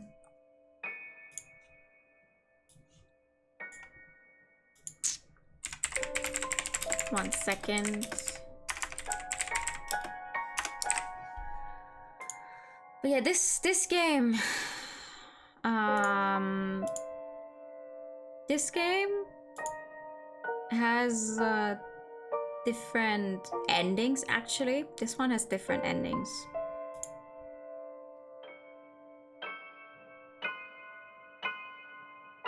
Which is fun. So I'm guessing we're probably only going to be able to make it through one side this time. It's only for yeah, it's not a terribly expensive game. It's not a terribly expensive game. It's also not that long, but I'll have to read out everything because it's not voiced, so it's gonna take us a little longer probably. But am I correct? I think it's made by the same people who made Start Again. Stop making me add games to your wish list. It's the third game today. The third one? What other games did you add to your wish list because of me? It's made by 2.5 studios, so the same people. Yeah, it's the same studio that also made Start Again, but this one actually came out before. This one came out in December last year. Dredge. Oh, okay. And this one is the game that came before Start Again, actually. Or at least the one that is already released. I think they're working on a lot of different products. Projects? Jesus Christ.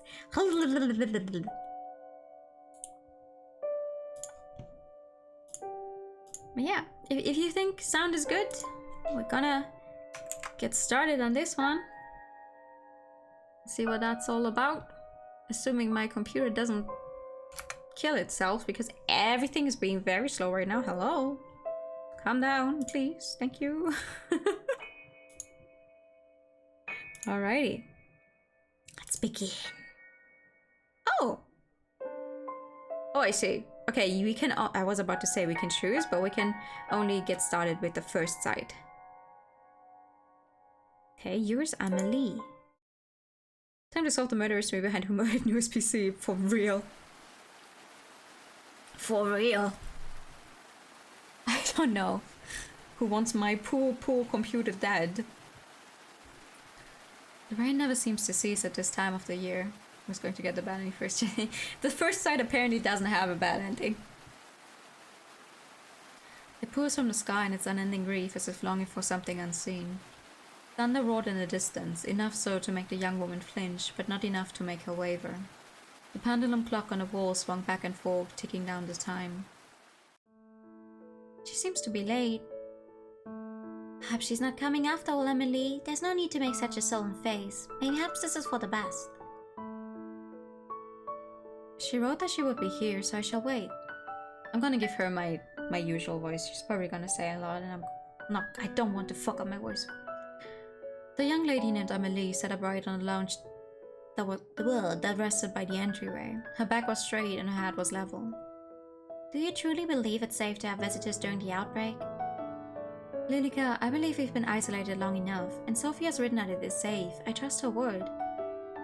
She would not endanger us. And if your pimple turns out to be a robber in disguise, what then? Amelie smiled. She has a way with words that only a woman could have. A lady robber, then? Nonsense. By the way, Lilica, have you seen my letters? I can't say that I have. A knock sounded at the door, instantly halting the conversation. Amelie rose from her place and took a steady step forward before Lilica raised a hand to her. Allow me. The door groaned as it slowly swung open and revealed a young woman who knocked at the door. She was drenched from head to toe. Amelie stood stock still, unsure of what to say, but that only lasted a moment before the woman at her door bounded forward and wrapped her arms around her. Amelie! Sophia! She blinked before finally allowing her arms to wrap around Sophia's back. Why, you're completely drenched. Did you forget your umbrella, perchance? Or perhaps our umbrella got carried away by the wind. Lilica pushed a shore dart, sealing the building. I didn't even think to bring an umbrella. The forecast said sunny all day. My fault for believing it, I guess. S comes in, is like, it's another gay game. Gay people. Good evening.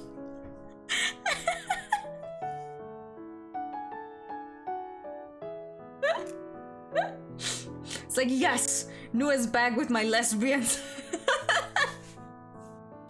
Excuse me. Yeah, Amelie time. Yo, on-track minded shows, that's perfectly fine. I just think it's so funny every time. Every time I play something turns out to be some kind of visual novel and slightly gay, it's like, I'm here.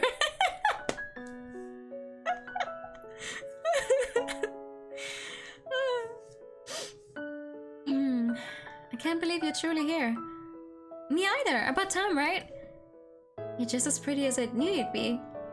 It's a very big hoodie. It is a very big hoodie. And you too, but what are you wearing? Seeing your house, I feel like I should have dressed up a little more. No, perhaps it is I that is overdressed. They look like they're from very different times. Like both Lilica and Amelie look like they're from some kind of older time. And Sophia is like, fuck yeah, hoodie. Like modern times. Lilica stood to the side, her arms crossed lightly over her chest. Her long hair reached down nearly to the wooden floor. No, if it's an outfit wise, very true. Very true. Nice observation. Oh no, don't tell me this game has some time shenanigans as well. Oh, don't tell me. No spoiling. No spoiling. Thank you for the short hair, everything. You also said some lag.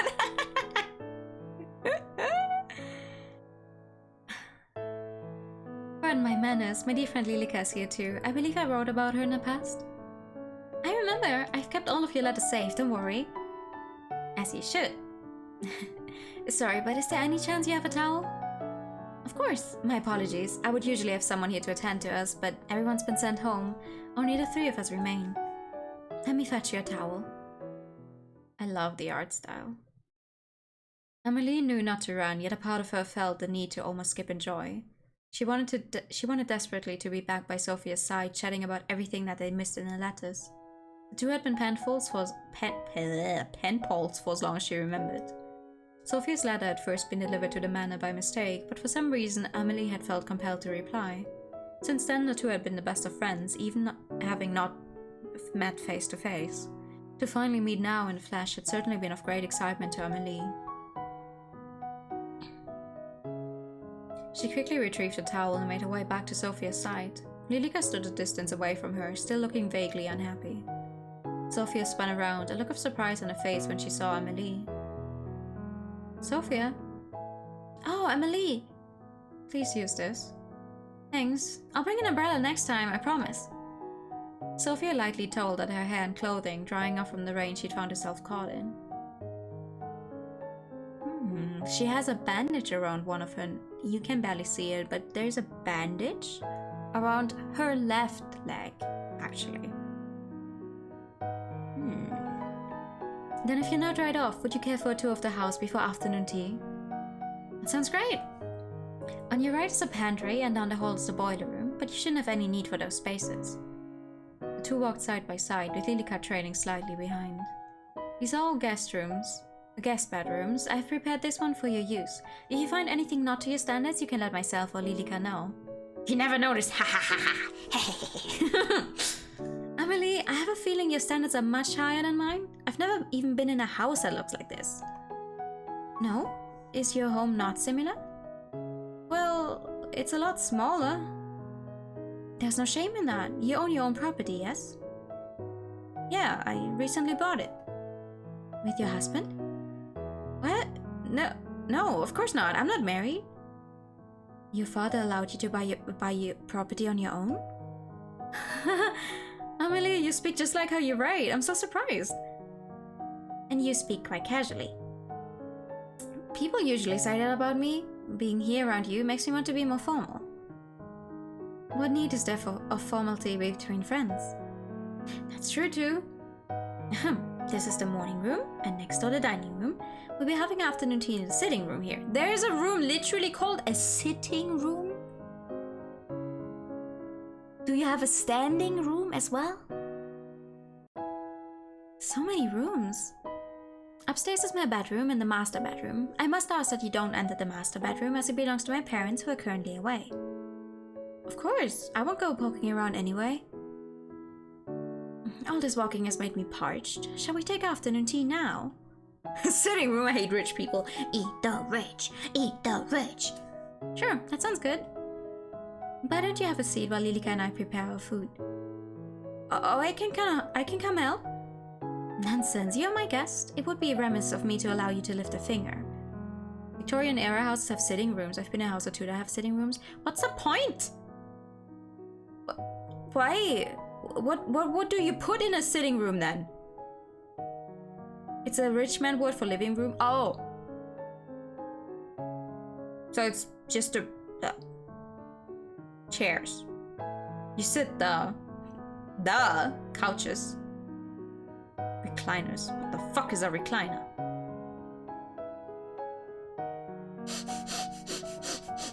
I'm scared of this lady.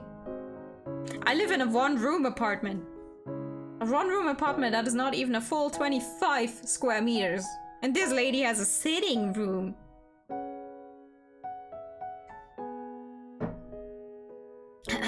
If you insist, but I'm happy to help any time. Thank you. I'll be back soon. Please rest. Amelie... Yes? It's nothing. Take your time. Sophia slipped through a doorway and disappeared. Amelie smiled gently, feeling giddy from the bottom of her stomach. As rich people do. It's a glorified living room, I see. Okay. Isn't this lovely, Lilika? To have a new face in the house? It feels like forever. Yes, how lovely. I'm glad you are having fun at the very least. Are you not? I'm always having fun when we're together, Amelie. I see. Are you jealous? Worry not, my dear friend. Of course, our friendship means just as much to me. I value you greatly. Ooh, just as much? Indeed. Come along, Lilika. Let's prepare tea. Just as much? Did you finish the baking yesterday? The pastries are ready for serving. Excellent. I'll just fetch your tea then. Allow me. A lady of your standing shouldn't be doing such a menial task, should she? Don't be absurd. Even Sophie herself seems to be fine in the kitchen. Did you hear how she jumped to help? I should follow in her footsteps. What would your parents think of that? I appreciate the sentiment, but they took with them all of the stuff. I have little choice but to prepare my own tea. I see. Then shall I attend to our guest? I wouldn't want her to become lonely. I think she's gonna survive like 5 minutes of you preparing tea. Would you? I'll only be a few moments. Of course, anything for you, Amelie. It will be a good chance for you to become friends too. I'm sure it will be.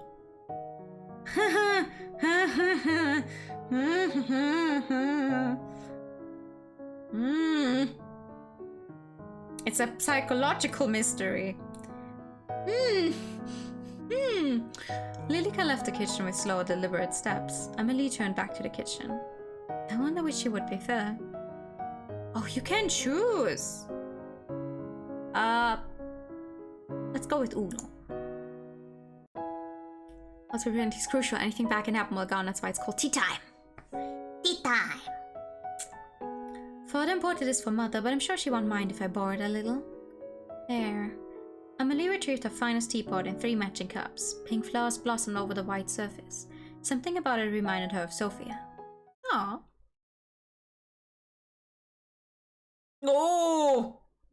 Look at her face! Something definitely happened! I'm back! Sophia? Oh, Amelie! I'm sorry, you scared me. Is everything alright? Yeah, I think I'm just a little tired. Good. I'm sorry for the delay, but I've prepared the tea and the pastries. So, this is what a high tea looks like. A high tea will come later. This is just a simple afternoon tea. Will Lilika be joining us? I believe so. Was she here a moment ago? No, she wasn't here. Oh, strange. She told me she was coming to sit with you. Perhaps she's gotten herself busy with something else. Shall we wait? There's no need. It would be sad to let the tea go cold. Amelie poured tea into the 2 cups slowly, copying the movements she'd seen Lilika do time and time again. Did you have much trouble getting here? A little. My ride broke down, so I had to walk for a bit. Broke down? I'm extremely sorry. If the staff had been here, I would have sent someone to collect you. It's okay. It's just a little rain. I just won't want you catching a fever. My medicine store has been running low of late. No worries. I usually carry ibuprofen with me.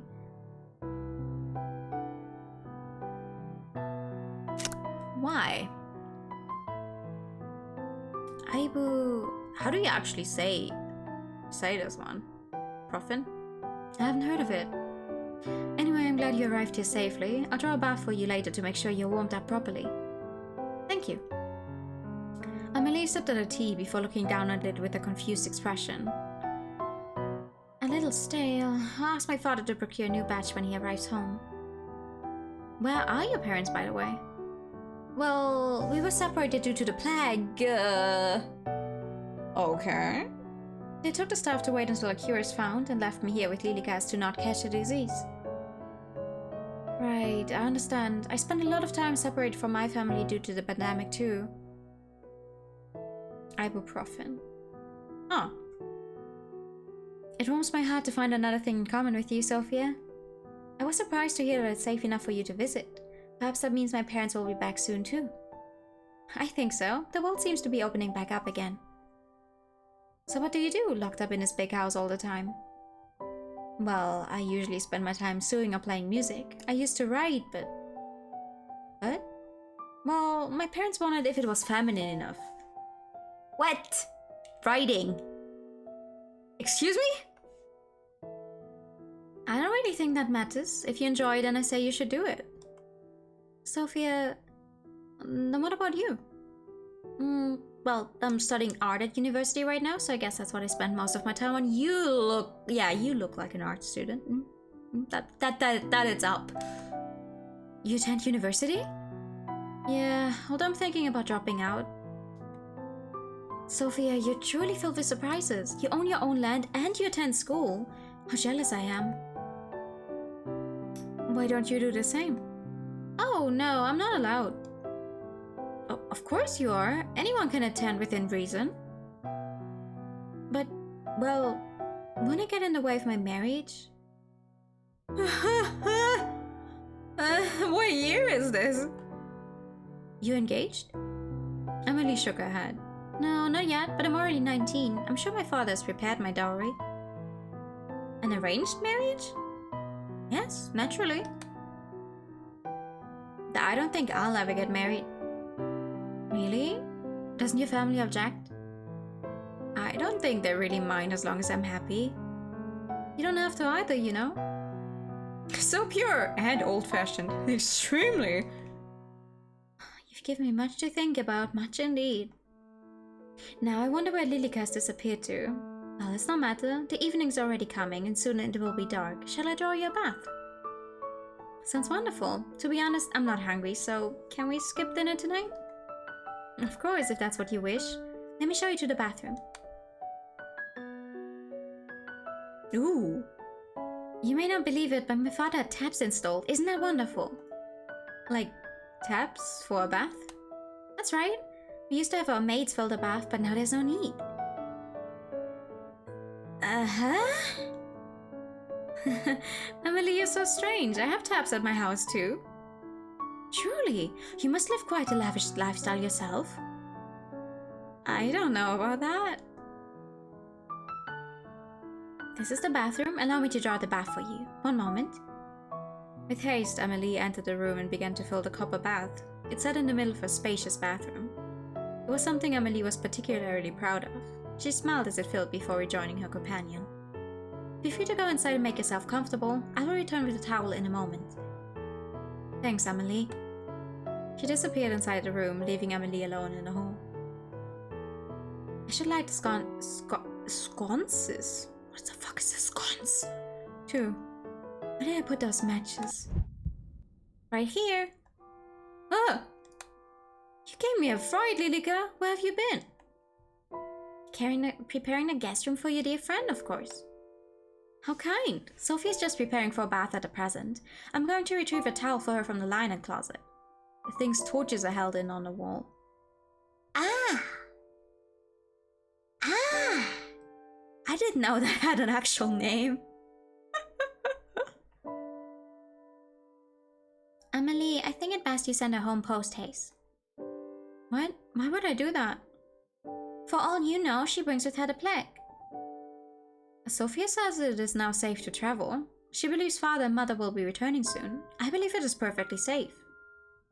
And what if she lies? She wouldn't do that. Sophia is a kind and good-natured person. She would not bring any danger to us. Did you know that Sophia attends a local university? And she lives by herself with no husband. She says that if I wanted, I could also study. The lady of the house should not study, Amelie. You must stay inside the house and await your parents. But I'm sure mother would want the best for me. Perhaps while I await her, I could go to inspect Sophia's school. Amelie.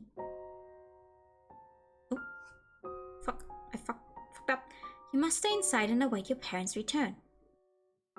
Another thing that does the two is off the ground instead of the wall called... yeah. I know what you mean. I could not tell you. Either though. But don't you trust me? Have I ever tried to lead you astray?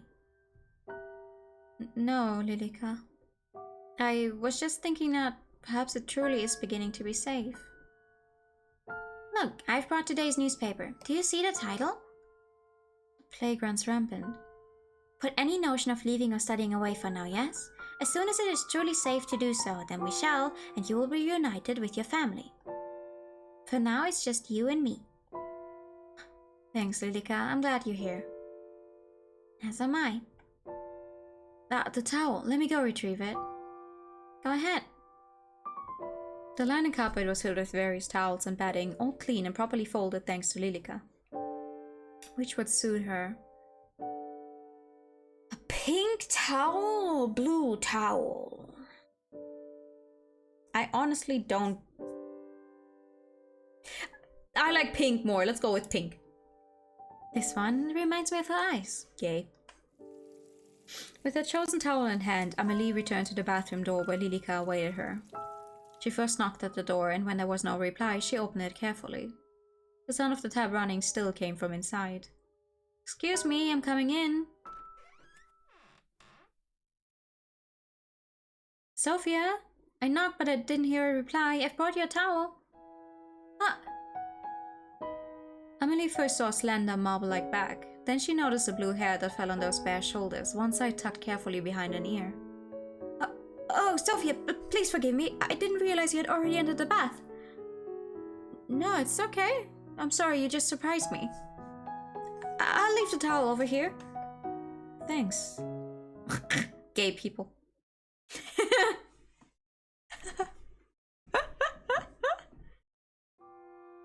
Did you tell her that she must depart?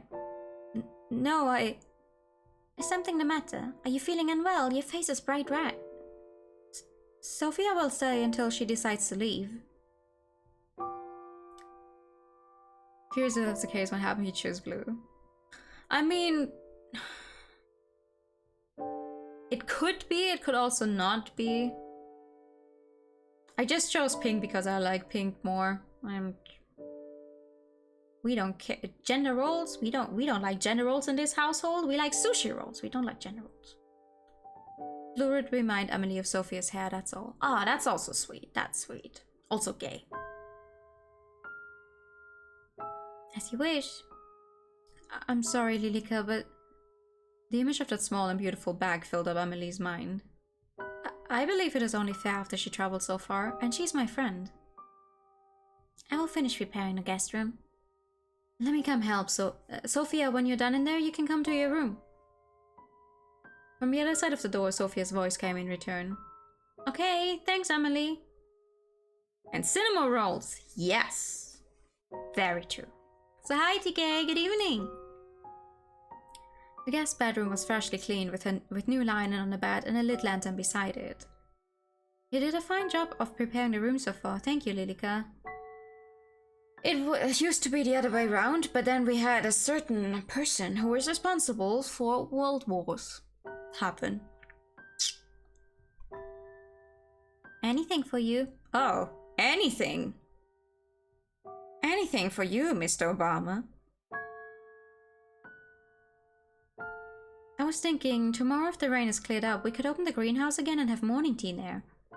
It's been so long since we last used it. Didn't we already speak of this? You cannot leave the house. But surely the greenhouse would be safe. No one else uses it and it is only a few steps from the back door. It is unsafe. You know this. What's gotten into you? Is it because of your friend? I just thought it would be nice to at least sit in the sun. Then you may sit by the window in the dining hall. Is it really so unsafe that even taking a foot outdoors would be dangerous? Yes. Turns out Lilica is genuinely just scared for her safety because Amelie is someone with a very weak constitution. Oh, she's a vampire who's literally not allowed to go into the sun. Sophia, I see you're done with the bath. Amelie shook her head, trying to remove the image that was still plastered to it. Were you talking about the greenhouse? Yes, did you see it when you arrived? I did, but it looked as if the plants inside had died. Well, that's impossible. It's barely been any time at all since the gardeners left. I'm sure the plants inside are more sturdy than that. Well, even if they have died, maybe we could go in and replant some things tomorrow. How wonderful. Have you not heard a word I said? It is unsafe to do so. Oh. Well, don't be such a spoiled sport. I think it would be perfectly fine. Yeah, be careful with what you're wishing for. I can feel, you know, I don't go outside into the sun as often as I should, and I can feel every time when I'm actually out and about and I get to soak up some of the sun. I can really feel how invigorating it is. But I don't like the heat, but I like the feeling of the sun on my skin, right? That kind of thing. She's overly cautious about COVID. I mean, you read it in early 2021. Oh, did it come out on Steam later then? Because the Steam release was only December last year. But I would bet, I'm guessing this game is also on itch and the likes. Well, it's getting late now, so I'll leave you to retire. If you need anything, my room is just upstairs on the left. Good night, Sophia. Catnip sounds very nice. Yeah. Yeah, the Steam version, I just looked it up. Hold on, I just looked it up on the store page. The Steam version released on the 16th of December in 2021.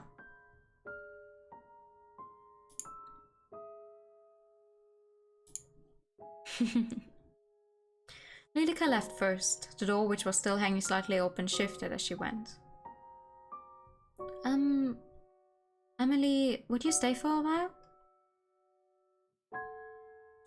You don't like being here because it cooks me. That's fair. Is something the matter? Just a little homesick? Sophia sunk into the bed, sighing as her head hit the pillow. Of course. Why don't we chat for a while? Then come join me. Sophia gently pat the spot beside her in the bed. In the bed? Okay. The bed was still rather firm, unused by many guests. Amelie took a deep breath to calm her racing heart before she finally looked towards Sophia. I guess you could say Amelie is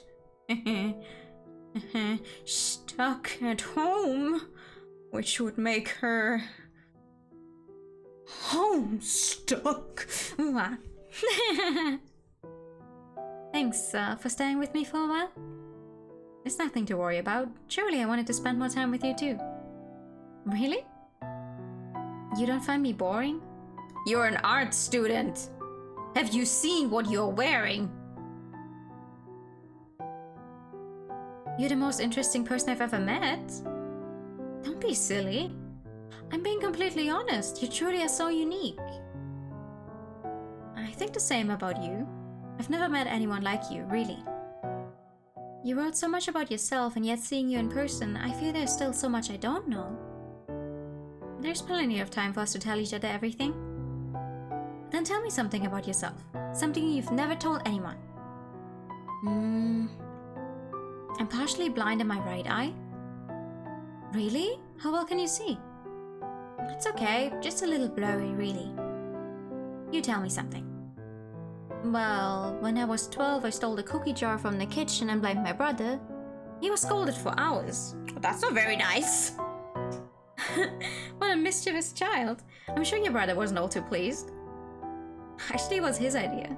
He knew I wanted it and told me to tell my parents it was him if I was asked. What a good brother. Where's he now? Did he go away with your parents? Amelie shook her head. He died when he was 16. Oh, I'm so sorry, Amelie. What happened? Scarlet fever, so my family was left with only me as an heir. Worth is a female hair. I hate this word. Hire. It's not pronounced like hire, like when you hire something, but I can't fucking pronounce this word for the life of me. Heir. Thank you. Heir. Why is the H there? You're worth plenty. More than plenty. Thank you, Sophia, but some days I'm unsure. English weird, that. It's still hair in my hand. Heir. Okay. A female heir. It's your turn again. Truthfully, I said before I didn't want to get married, but that's not exactly right. I do. Oh? I just don't want a husband. Then... I'm sorry, does it make you uncomfortable? No. I have also thought that I don't want a husband. Whenever my father has brought it up, I felt sick to my stomach. How about coming away with me for a while? Away? Outside of the house? What about the sickness? It's okay now, you'll be okay. You could come stay at my house. I could show you around my school. You don't have to go through an arranged marriage if you don't want to. You would do that for me? You can see how they're truly lesbians. Because they're meeting each other for the first time in real life. And the other one, like, half a day into is already, like, run away with me. Truly, the lesbian experience. Very, very...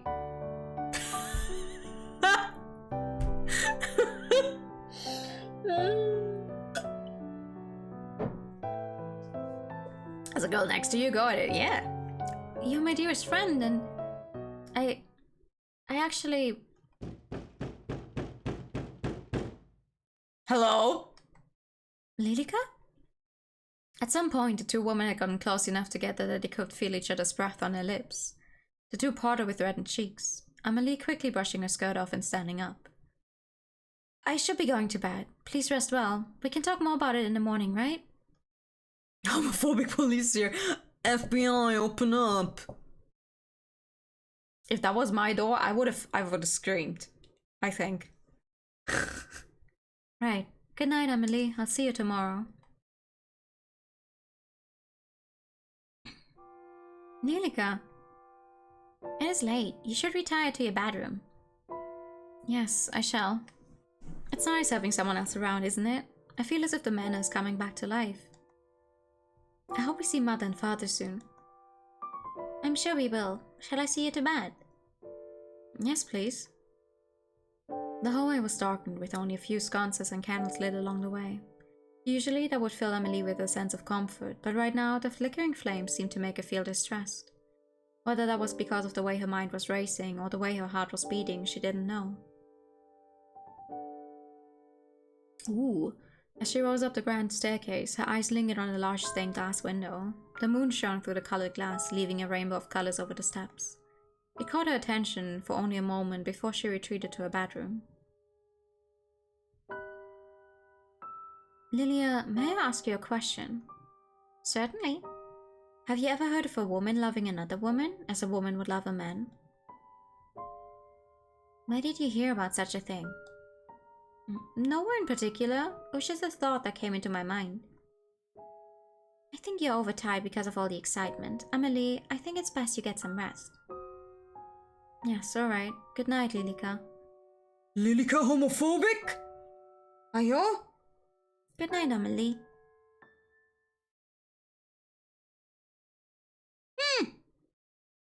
Good morning, Lilika. I was just on my way to see if Sophie has awakened yet. Amelie... Sophia disappeared during the night. I believe she went to the same place your parents went. What? That cannot be right. Don't run, Amelie!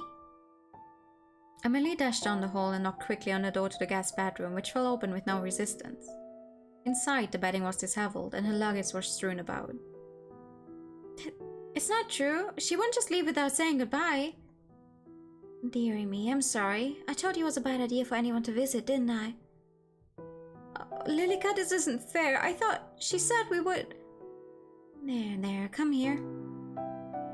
Lilika rubbed her thin arms around the young woman, gently patting her on the back. See? You shouldn't depend on anyone else. I'm here. I won't ever leave you. Uh-huh. Amelie clutched at her bag, tears already falling from her eyes. We'll be together forever. Oh yeah, that's only slightly... Okay. You gotta be gay, sir. Alright. Thank you for coming by. Good night, room. That is... Uh-huh. Uh-huh.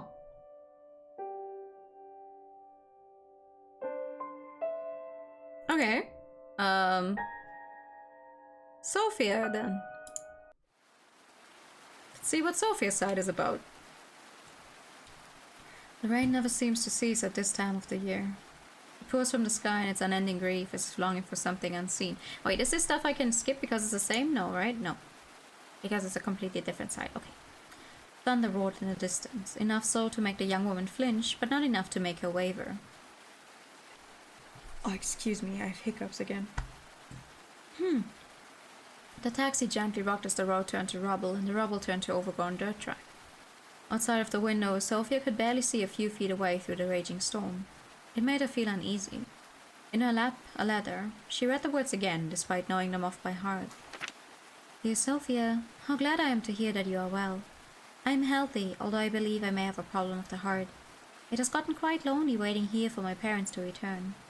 I am thankful to have Lilika residing with me, but I still await the day when my family will be reunited. But you say that it is safe enough for you to visit, truly. I've never even dared to dream of being able to see you in the flesh. If it is true, then I will await you at the address written on the back of this letter. Yours, Amelie. You sure you have the address right? We're in the middle of nowhere. Sophia stared at the fragile handwritten address that Amelie had left her, had trusted to her.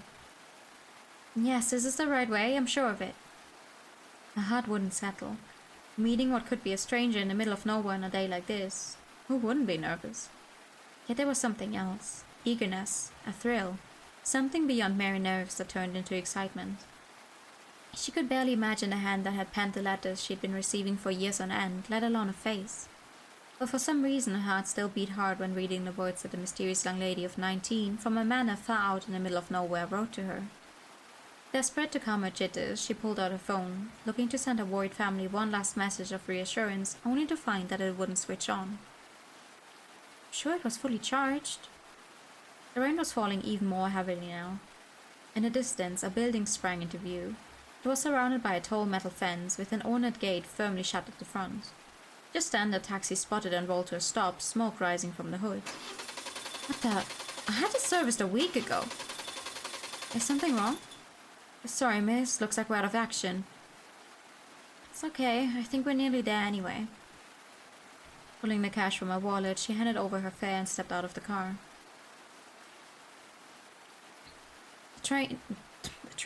The rain bucketed down from above, soaking her to the very core. She shivered as she dashed towards the iron gate. Surprisingly, it pushed open with little effort, and not even a creak. Sophia stopped in front of the large wooden door, finally free from the seemingly never-ending downpour. From afar, the door had seemed inviting enough, but now it looked awfully large and imposing. And yet, she raised a fist and knocked anyway. Silence followed. Is this not the right place after all? The door swung open, this time with a low, menacing groan. On the other side of the doorway was a fair girl with long brown hair and golden eyes. Sophia, forgetting the fact that she was soaking wet, rushed forward and embraced the girl. Amelie! Sophia! Amelie's gentle Amelie's gentle arms wrapped around Sophia's back in return, and finally all of Sophia's worries melted away. My, you're completely drenched. Did you forget your umbrella, perchance? Or perhaps the umbrella got carried away by the wind. Behind Sophia, the front door swung shut without any assistance.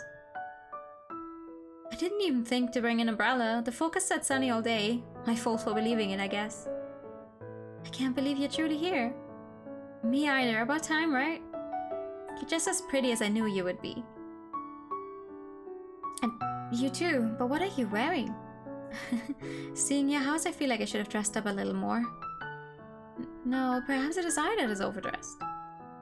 Sophia smiled. Somehow her dress sense seemed to fit her writing style perfectly. Old-fashioned and yet very neat and respectable. Sophia felt a slight heat rising to her cheeks. She really was so refined and elegant. Pardon my manners. My dear friend Lilika is here too. I believe I wrote about her in the past. I remember. I've kept all of your letters safe, don't worry. As you should. Sorry, but is there any chance you have a towel? Of course, my apologies. I would usually have someone here to attend to us, but everyone's been sent home. Only the three of us remain. Let me fetch you a towel. Amelie withdrew from the hug. She was a little taller than Sophia, despite both being the same age. Sophia peered up at her from below before she disappeared down a hallway and into another room. This really is Amanda. When she told me about her house, I almost didn't believe it. She has not interacted with Lilika at all yet. Like, when we played as Amelie, Lilika was there on the side of the screen at least, but Sophia has not seen her at all. A layer of dust rested against the tabletop, along with a few other items. On the settee, a newspaper sat open.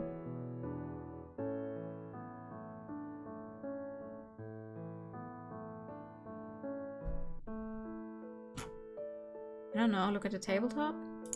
Ghost? I mean, maybe.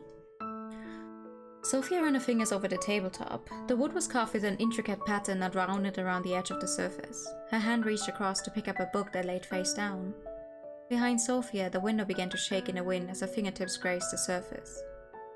It's so windy.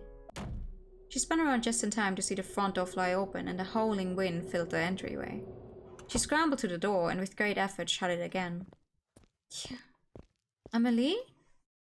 When Sophia spun back around, the newspaper and the items on the table were all gone. Sophia? Oh, Amelie. Please use this. Thanks. I'll bring an umbrella next time, I promise. Sophia took the towel in her hand. It was soft but somewhat old. She lightly dried her hand close, but still found herself cold. Then, if you're not dried off, would you care for a tour of the house before afternoon tea? That sounds great. On your right is a pantry, and down that hall is the boiler room, but you shouldn't have any need for those spaces.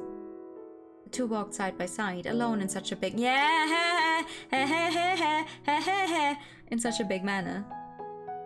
These are all guest bedrooms. I've prepared this one for your use. If you find anything not to your standards, you can let myself or Lilika know. Amelie, I have a feeling your standards are much higher than mine. I've never even been in a house that looks like this. No? Is your home not similar? Well, it's a lot smaller. There's no shame in that. You own your own property, yes? Yeah, I recently bought it. With your husband? What? No, of course not. I'm not married. Your father allowed you to buy property on your own? Amelie, you speak just like how you write. I'm so surprised. And you speak quite casually. Lilika said that the other time around. The fuck? People usually say that about me. Being here around you makes me want to be more formal. Monine is therefore there a formality between friends. That's true too. This is the morning room and next door the dining room. We'll be having afternoon tea in the sitting room here. So many rooms. Upstairs is my bedroom and the master bedroom. I must ask that you don't enter the master bedroom as it belongs to my parents who are currently away. From the landing below, Sophia could see the door to the master bedroom. For some reason, her eyes were glued to it. Ooh! No, I don't think. No! Come open the door. We're waiting for you. What the fuck? Of course, I won't go poking around anyway. Sophia shook her head and time seemed to resume around her. All this walking has made me parched. Shall we take afternoon tea now? Sure, that sounds good. It's spooky time! Why don't you have a seat while Lilika and I prepare our food? Oh, I can come help. Nonsense, you're my guest. It would be remiss of me to allow you to lift a finger. No, we're not defying our fate. If you insist, but I'm happy to help any time. Thank you, I will be back soon. Please rest. Millie... Yes? It's nothing. Take your time. I see. There's choices. Different choices.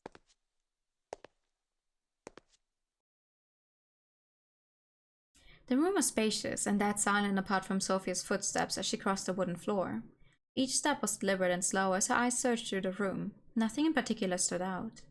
Large windows showed a glimpse of the outside wall through the thick curtains. The rain was still coming down hard, obscuring her view. The windows shook every now and then, but the wind had seemed to die down a little. Behind her, a chair at the dining table had been pulled out, as if it were waiting for her to sit down. Amelie, was that you? Amelie? A hand rested against her chest, begging her heart to calm. or Lilica? Whether a hollow laugh sounded through the room or not, she wasn't sure. She quietly sat down in the seat that was left for her. The table was already set, but once again she noticed a thin layer of dust on the surface. Through the silence, Sophia could hear it again. Footsteps, but this time from directly above. The master bedroom. In front of her very eyes, Sophia watched the scene unfold. A woman, not older than 40, removed her shoes and stepped onto the table, yet nothing was disturbed. She reached up and took hold of the noose. Jesus Christ, I'm sorry. The rope wrapped around her neck like the finest pearl necklace. Join me. The woman's eyes locked onto Sophia's. Her hand was outstretched, waiting to be taken. A rusty smell filled her nose, accented with the faint smell of perfume. Sophia shivered in response, her breath frosty on her lips. She reached for the hand, slowly. I'm back! Ah. Sophia? Oh, Amelie! I'm sorry, you scared me. Is everything alright? Sophia stared at the spot the woman was only a moment ago. Both she and the noose had disappeared. Yes, I think I'm just a little tired. Good, I'm sorry for the delay, but I've prepared the tea and the pastries. So, this is what a high tea looks like. High tea will come later. This is just a simple afternoon tea. Will Lilica be joining us? I believe so. Was she here a moment ago? No, she wasn't here. Strange. She told me she was coming to sit with you. Perhaps she's gotten herself busy with something else. Shall we wait? There's no need. It would be sad to let the tea go cold. Sophia watched as the tea filled two out of three of the cups. The third cup sat empty. For some reason, the very sight filled her with dread. She picked up the cup and brought it to her lips. It was oolong tea. The taste was bitter and musty. With her heart on edge, she placed the cup back down in the saucer, smiling towards Amelie. Did you have much trouble getting here? A little. My ride broke down, so I had to walk for a bit. Broke down? I'm extremely sorry. If the staff had been here, I would have sent someone to collect you. It's okay, it's just a little rain. I just wouldn't want you catching a fever. My medicine store has been running low of late. No worries, I usually carry ibuprofen with me. Ibuprofen? I haven't heard of it. Anyway, I'm glad you arrived here safely. I'll draw a bath for you later to make sure you're warmed up properly. Thank you. Amelie sipped at her tea before looking down at it with a confused expression. A little stale. I'll ask my father to procure a new batch when he arrives home. Where are your parents, by the way? Well, we were separated due to the plague. They took the staff to wait until a cure is found and left me here with Lilica as to not catch the disease. Right, I understand. I spent a lot of time separated from my family due to the pandemic too. It warms my heart to find another thing in common with you, Sophia. I was surprised to hear that it's safe enough for you to visit. Perhaps that means my parents will be back soon too. I think so. The world seems to be opening back up again. So what do you do locked up in this big house all the time? So much text we've technically already read. Well, I usually spend my time sewing or playing music. I used to write, but... Well, my parents wondered if it was feminine enough. I don't really think that matters. If you enjoy it, then I say you should do it. Sophia... Then what about you? Well, I'm studying art at university right now, so I guess that's what I spend most of my time on. You attend university? Okay, hold on. All of this is the same text as before. Or you engaged, arranged marriage.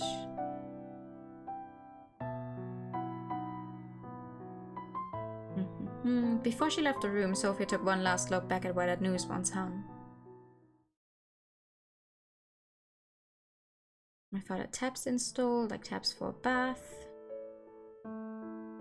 Yep. Alone in the hallway, Sophia peered back up the grand staircase, past a large stained glass window, and at the dark door shut tight. A moment later, Amelie popped back out of the bathroom. If you to go inside and make yourself comfortable, I will return with a towel in a moment. Thanks, Amelie. This should be different. Water spewed from the rustled pipes into the steel-lined wooden bathtub. Everything else was silent. Sophia took careful steps forward and peered into the bath. All seemed normal. With a sigh, she finally let her shoulders relax. Yet in her mind, all she could see was a woman with her outstretched hand reaching towards her. She clutched her hand to her chest. It still shook. Sophia stumbled forward until her hands rested on either side of the washroom basin. Her fingers held on tight until her knuckles were bone white. It's okay, Sophia, you're just tired. Her eyes traveled up to the mirror. It was embellished with a golden frame. She stared at her reflection. She was still herself. It was all a figment of her imagination. That's when she saw it. In the mirror, standing behind her, was a young woman with long blonde hair that nearly reached down to the floor and deep blood-red eyes. She didn't try to speak or make any movement. She just stared with big, dark eyes. Who? Sophia wanted to spin around to confront the girl, but her whole body was frozen stiff. The young woman finally started to move. One step at a time, maintaining eye contact through the mirror, she crept closer. Closer and closer until Sophia swore she could feel her breath on the back of her neck. Her mouth seemed to be moving, but no words escaped her lips. Who are you? She spun around, but no one was there. The water overflowed from the tub, spilling out over the floor. Sophia rushed forward to turn off the tap and noticed it. The water that came from the tap was red. A dark, deep red. She hurriedly turned the tap for what felt like forever, and finally it stopped. Sophia stared at the dark liquid inside the tub. Without thought, her hands dipped in. When she withdrew it, each finger was dyed red. Something about it captivated Sophia. She undressed one layer at a time, peeling away the still damp clothing and stepping forward and into the bathtub. She sank down, until everything under her shoulders was submerged in a liquid. It felt heavier than water, much heavier. As she stared directly ahead, those blood-red eyes reflected in her mind. Why not just end it here? You're scared, aren't you? Just sink down. Accept your fate. Accept it? She could no longer hear the sound of the door opening as her face sunk down into the liquid, her eyes shut. Sophia, I knocked but didn't hear a reply. I've brought you a towel. Sophia's eyes sprung open. The water was clear and the tap was still running, causing it to overflow onto the floor once again. Sophia drew her knees to her chest, still facing away from Amelie's voice. Heat rose to her cheeks. Being seen like this by her. Oh, Sophia, please forgive me. I didn't realize you had already entered the bath.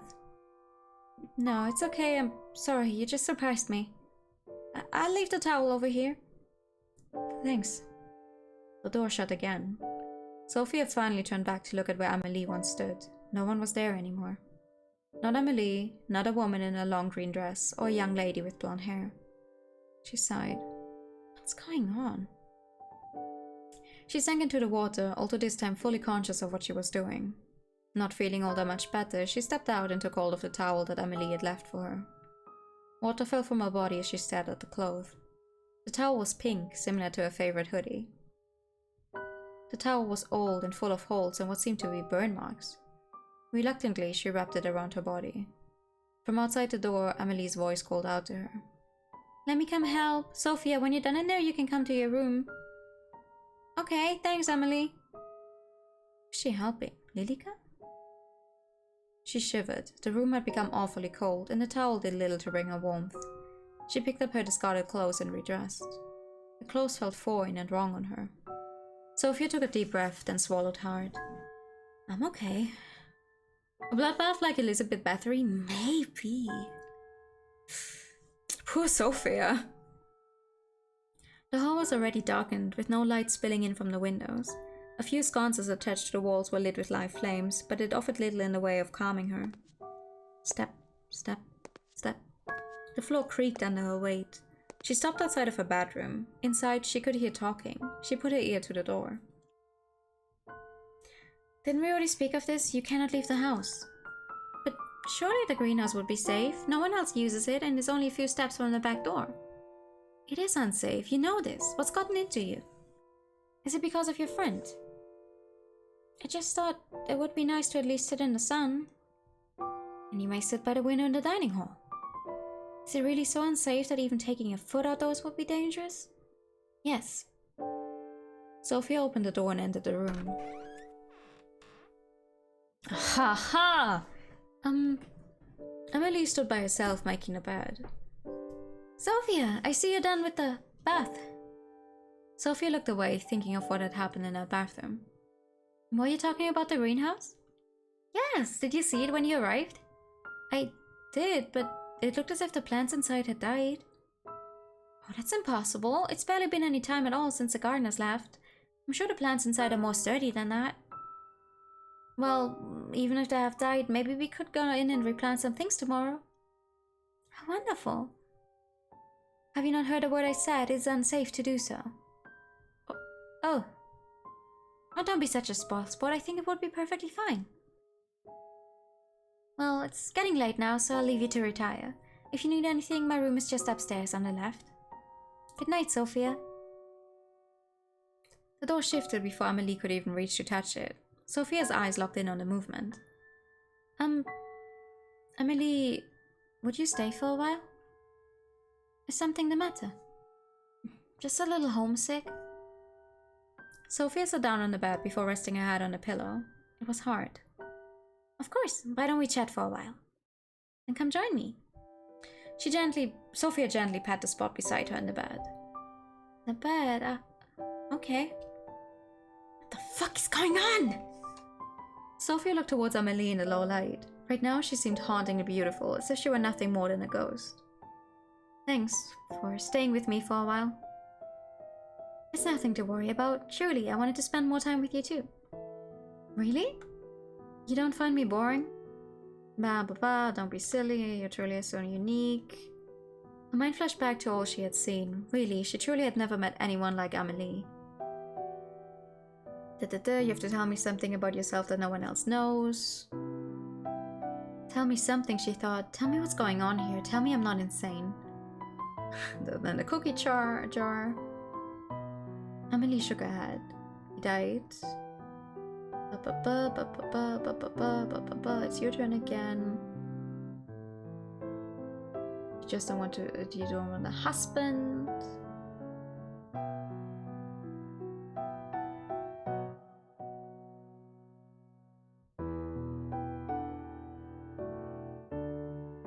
Oh, thank you for the pad and the highway time. Oh no. Once I drink this, I have to get up and actually make myself something new. Oops.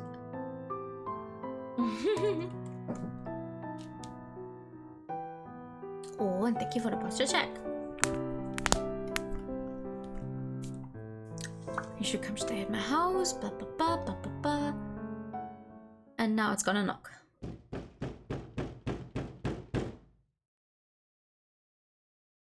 Lilika. At some point, the two women had gotten close enough together that they could feel each other's breath on their lips. The two parted with reddened cheeks, Amelie quickly brushing her skirt off and standing up.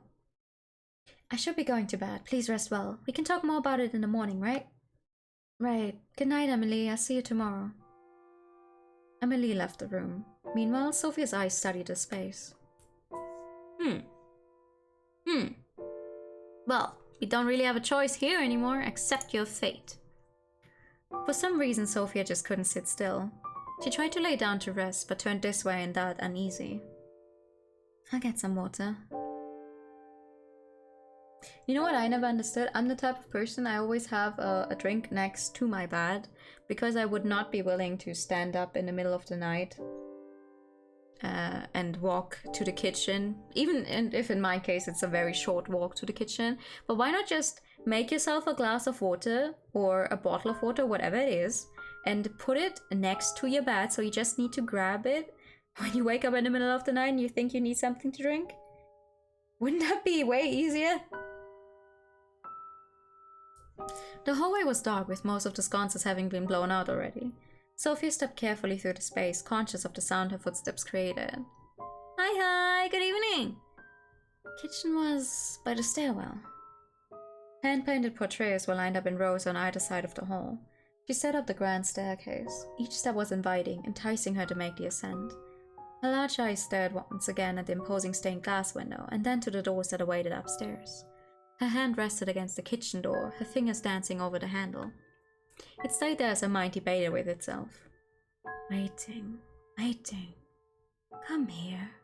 Come visit us. A hand dropped to her side as she ascended, past the glass window and to the next floor. 2 doors awaited her. A chill ran through her through the air as a scene played out before her. 2 women dragged the man's body up the staircase, leaving a trail of blood on the otherwise pristine carpet. They pushed open one of the doors. The man's head hit the final step, but he made no move to stop them, nor cried out in pain.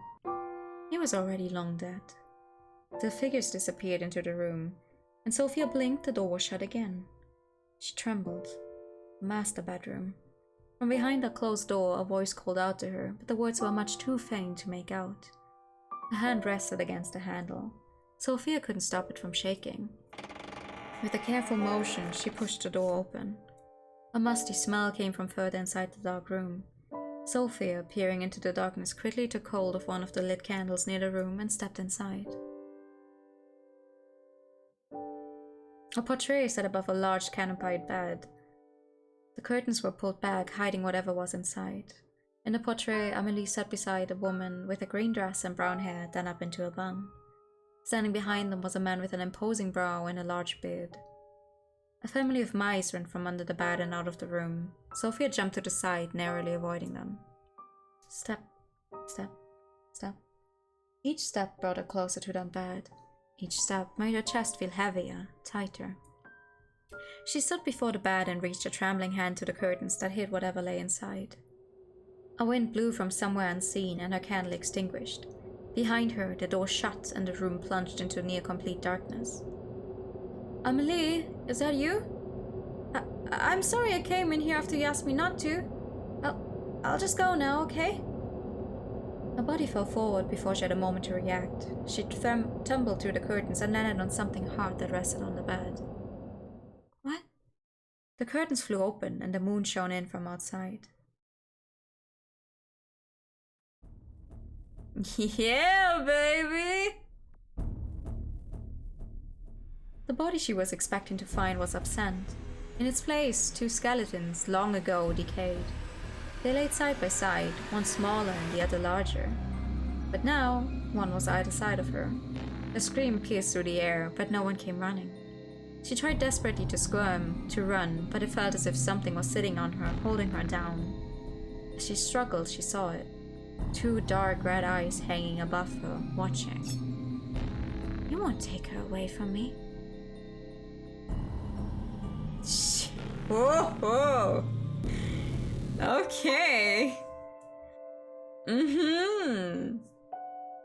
Oh, Amelie, I'm sorry. It seems whatever got your parents also got your new friend. Which was me. Because I'm obsessed with you and I'm apparently killing everything that gets too close. Alright. Again.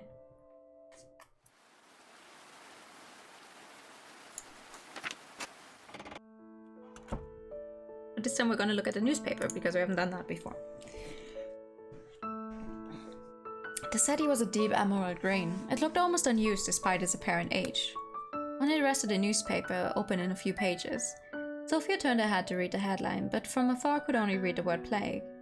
She reached across to pick up the newspaper. And then the window begins to shake. And now we actually want to defy our fate.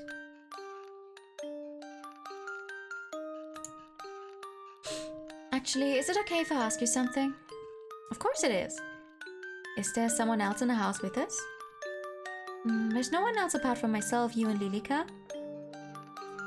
And Lilika is... She's just gone into the kitchen. Didn't you see her enter? Right, my vision must be playing up. Is something the matter? No, it's fine. I'll wait for you inside. Okay. Okay, this time we're gonna try to defy our fate every time. Defy it. This is still the same text. There we go. Amelie, something is the matter, isn't it? Did something happen within this room? Happen? What exactly do you mean? Did a woman with brown hair tied into a bun in a dark green dress ever live here? Well, it sounds to me like you're describing my mother. Your mother? Yeah, she's just as you described, but you couldn't have seen her here, she's still away. Right. Let me pour us tea before it gets cold.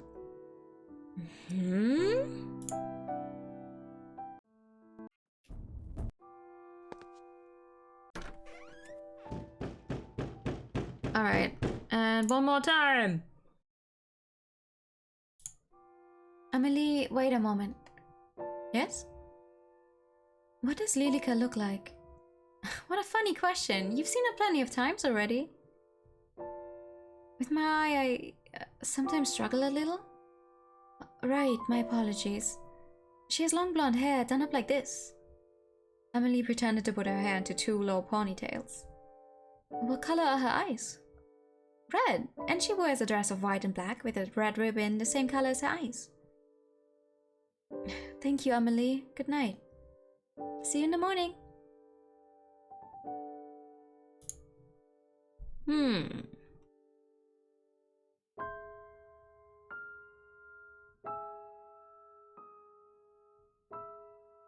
Wait, now I'm confused. Hold on, let me... Empty always, okay, Jesus. Do we want to accept... What happens if we accept our fate? Do we get the same ending as just now? Yeah, okay. So we want to defy our fate. Are you here, Lilica? Silence followed. If I stay here, will I live to see tomorrow? More silence. She gulped.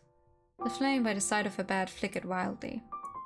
Sophie laid back, shutting her eyes, but she felt as if someone was watching her, waiting. Waiting and biding their time. Cold tendrils wrapped around her throat like a snake, cool like ice and getting tighter and tighter. She couldn't breathe. She couldn't even move. She opened her eyes, but no one was there. Sophia wasted no more time. She jumped to her feet and quickly shoved them back into her shoes and headed for the door. It opened without any resistance. Outside the room, the hallway was dark, lit only by a handful of candles and sconces. Sophia swallowed, then stepped out. The house was silent. Sophia took careful steps, but the floorboards still squeaked loudly beneath her. During the day, she hadn't even noticed it, but now, wrapped in darkness, it seemed as if those small sounds would wake whatever was sleeping inside the house. Amelie? Lilica? She whispered, but heard no response. Upon being met with only more silence, her footsteps sped up. Far in the distance, she heard something shift. A slight sound, one that wouldn't normally be noticed. But for Sophia, it was enough to make her heart race. She sped to the end of the hall and stood at the bottom of the grand staircase. Above, her eyes honed in on two doors in particular. The master bedroom and the door to Amelie's room. Amelie... Choice was obvious. Sophia raced up the stairs and stood in front of the door to her Panpole's room. But as she went to knock, the door fell open. Amelie, are you in here? She received no reply. Sophia's head spun around. From somewhere deep in the dark, a gentle tune was being played skillfully. Her arms dropped to her side. The sound consumed her. Sophia drifted back out of Amelie's bedroom, chasing that dreamy song. Step, step, step. Through the darkness, all that mattered was the sound. She came to the end of the hallway. A single door stood in her way. A bookcase was pushed to the side. Without a second thought, she pulled it open. In the center of the room, surrounded by candles, Amelie sat, her skirt fanned out around her. Spread out over the floor were piles of letters. Upon closer inspection, each was filled with words that had been crossed out and signed with yours, Marion. Amelie, are you awake? Her eyes were shut tight, yet her hands moved enough to play the sorrowful tune. Please listen to me, Amelie. Lilia is... she isn't... I'm not what? You're going to leave her, aren't you? Sophia heard the door shut behind her. She backed up quickly and tried the handle, but it was stuck. Amelie's eyes finally opened. In place of her usual golden eyes was a glare of deep red. Amelie, snap out of it. Please snap out of it. You want to take her away? Amelie, please. One by one, the candles blew out and the two were plunged into darkness. Amelie's body slammed forward and crashed to the ground. It's nice to meet you, Sophia. I'm sure we're going to have a fun time living together. Since you will be staying with us after all, right? Eh? Okay. Uh-huh.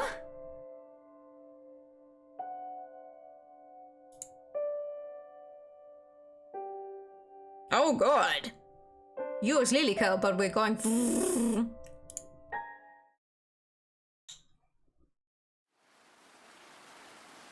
So what? Has this happened before? Her having pan poles, but they always left her in the end? You want bad hand or bad hand? Alright, let's see what Lilica's is about then.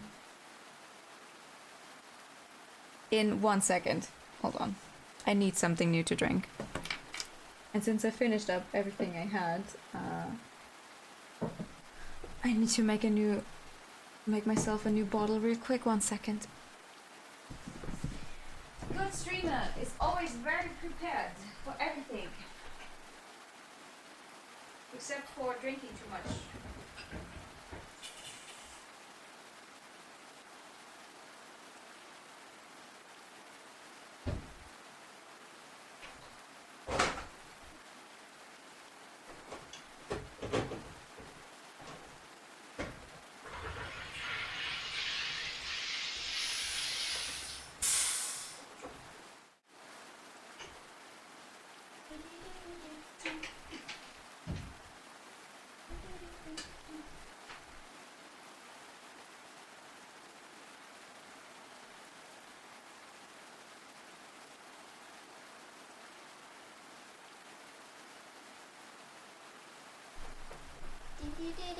I love the music in this game now.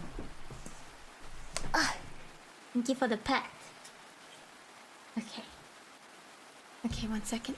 The rain never seems to cease at this time of the year. It pours from the sky in its unending grief, as if longing for something unseen. Thunder roared in the distance, enough so to make the young woman flinch, but not enough to make her waver.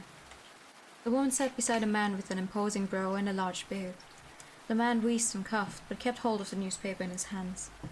The front page read the following: The Great Plague of London, 7,000 deceased. The man frowned at the words. How utterly preposterous. What on earth are the physicians doing? The lady next to him coughed into her handkerchief. When she pulled it away from her mouth, it was stained red with blood. I'm sure they're trying their best, my dear. The best is going to kill everyone. Forget this rubbish. Amelie is still well and finally of age to marry. We will arrange for a suitor before she becomes sick. If we send her out there, then she will certainly grow sick. She should stay here, locked in her room, until it is safe to leave. No man will want a woman who has spent her only good years locked in her bedroom. But she will be safe. The lady held her cheek, which quickly reddened after the impact. The lord glared at her behind his bushy eyebrows. You would do well to remember who she belongs to.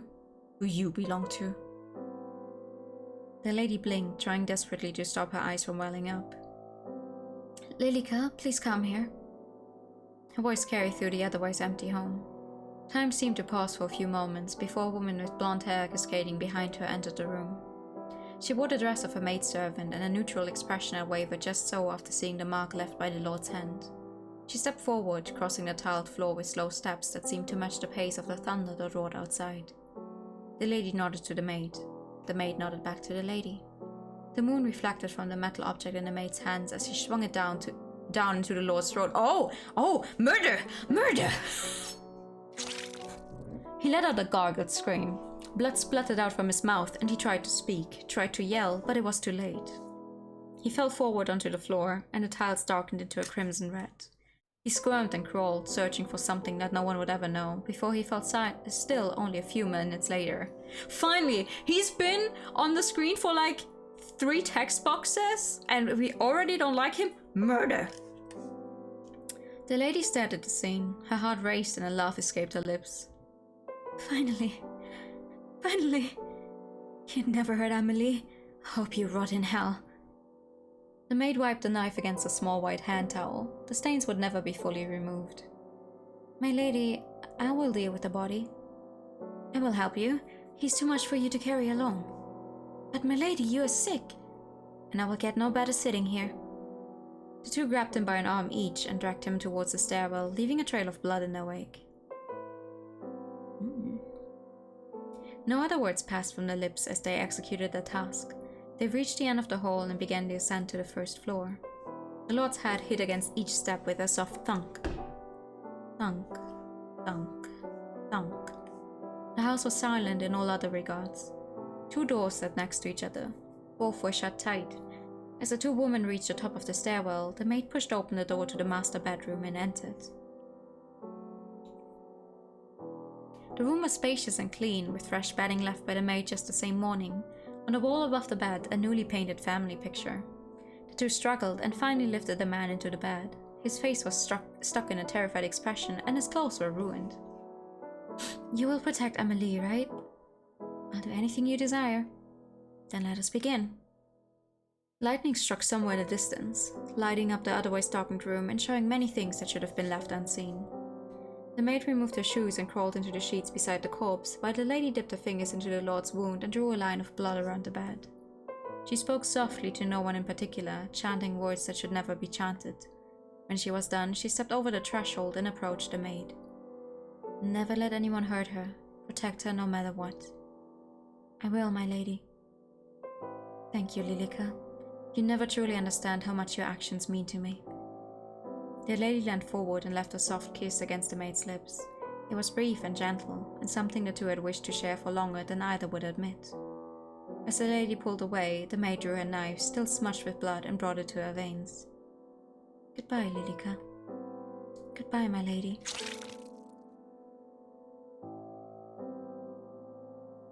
The maid bled out slowly, painfully slowly. The lady gasped for air and clawed at her neck. Everything in the manor became still. Everything apart from a young lady named Amelie, who sat in her bed upright, feeling a deep dread in the pit of her stomach, and another young lady named Lilica, who stood over two corpses lying beside each other in bed. The young lady named Lilica stared at the maid in the bed. Her own face, her own blood seeping through the bed, and yet here she stood. She looked at herself in the mirror and saw a different person entirely.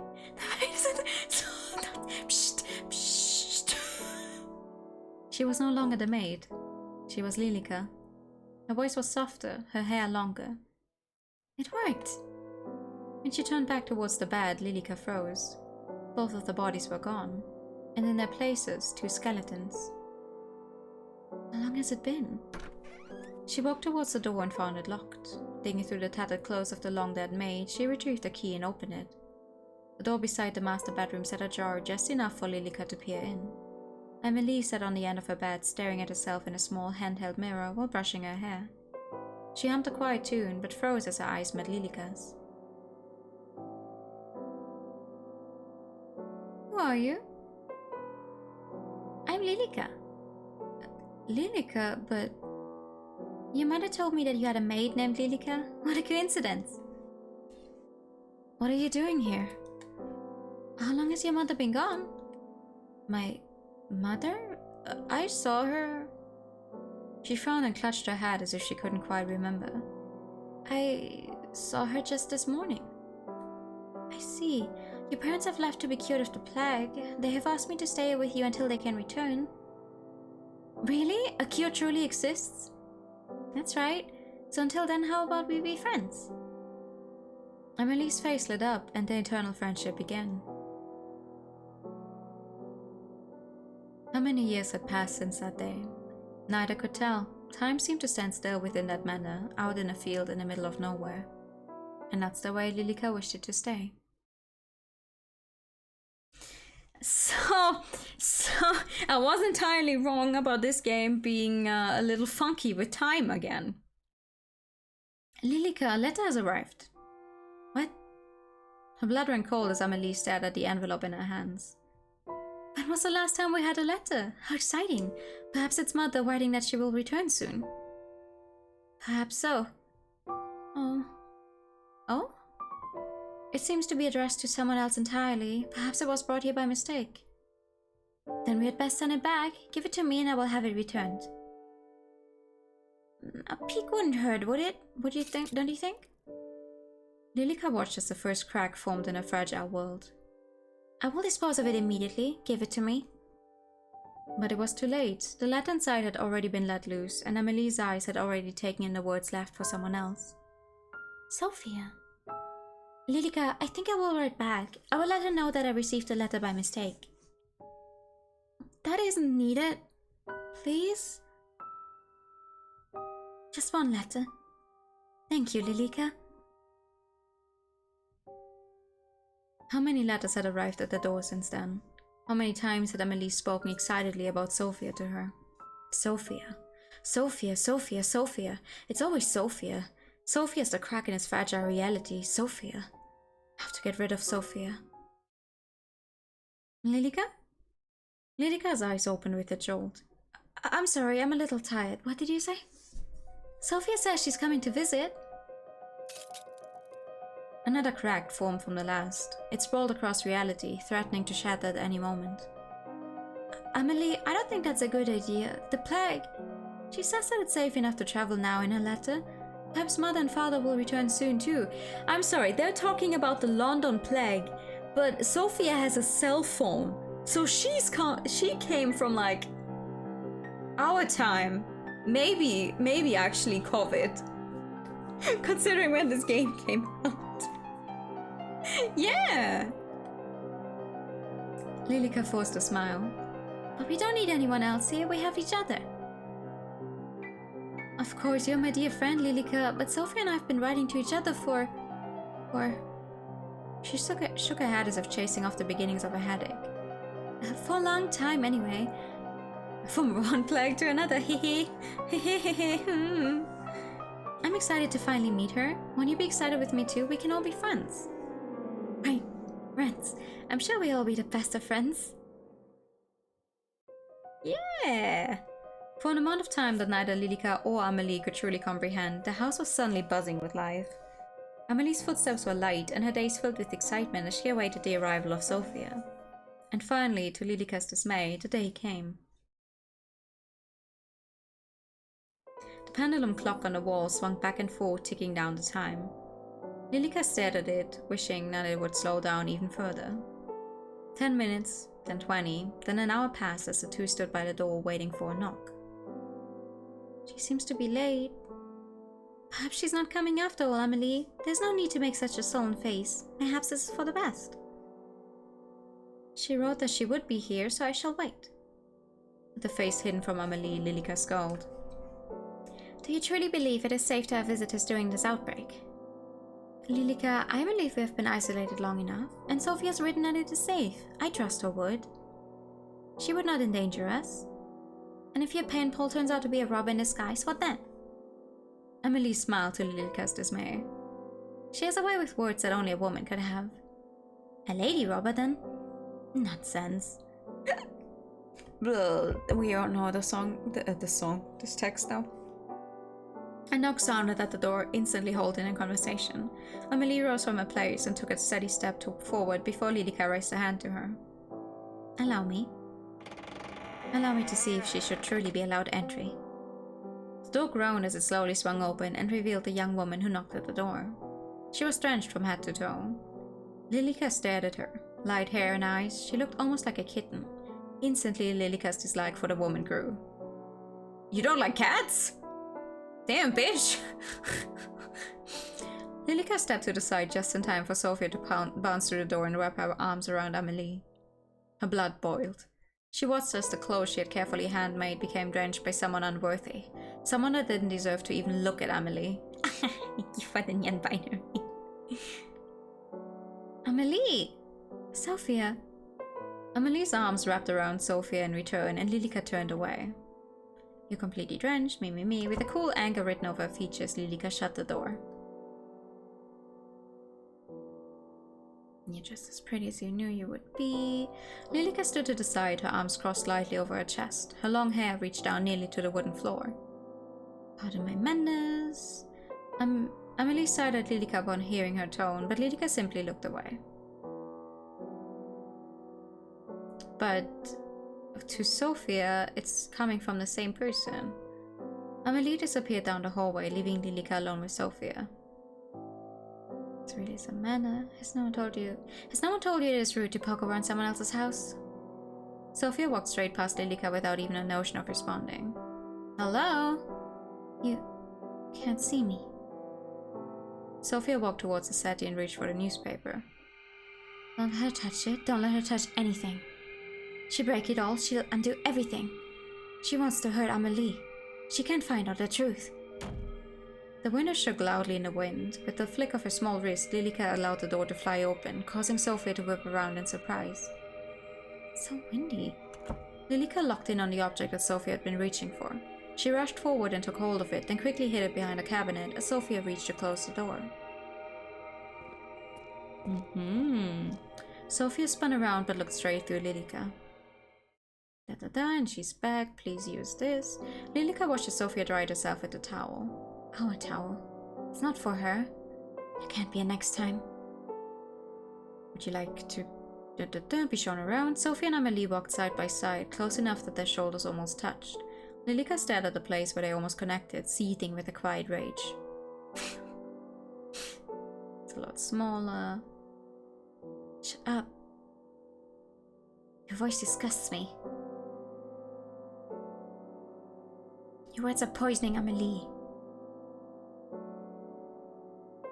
Lies, you're lying.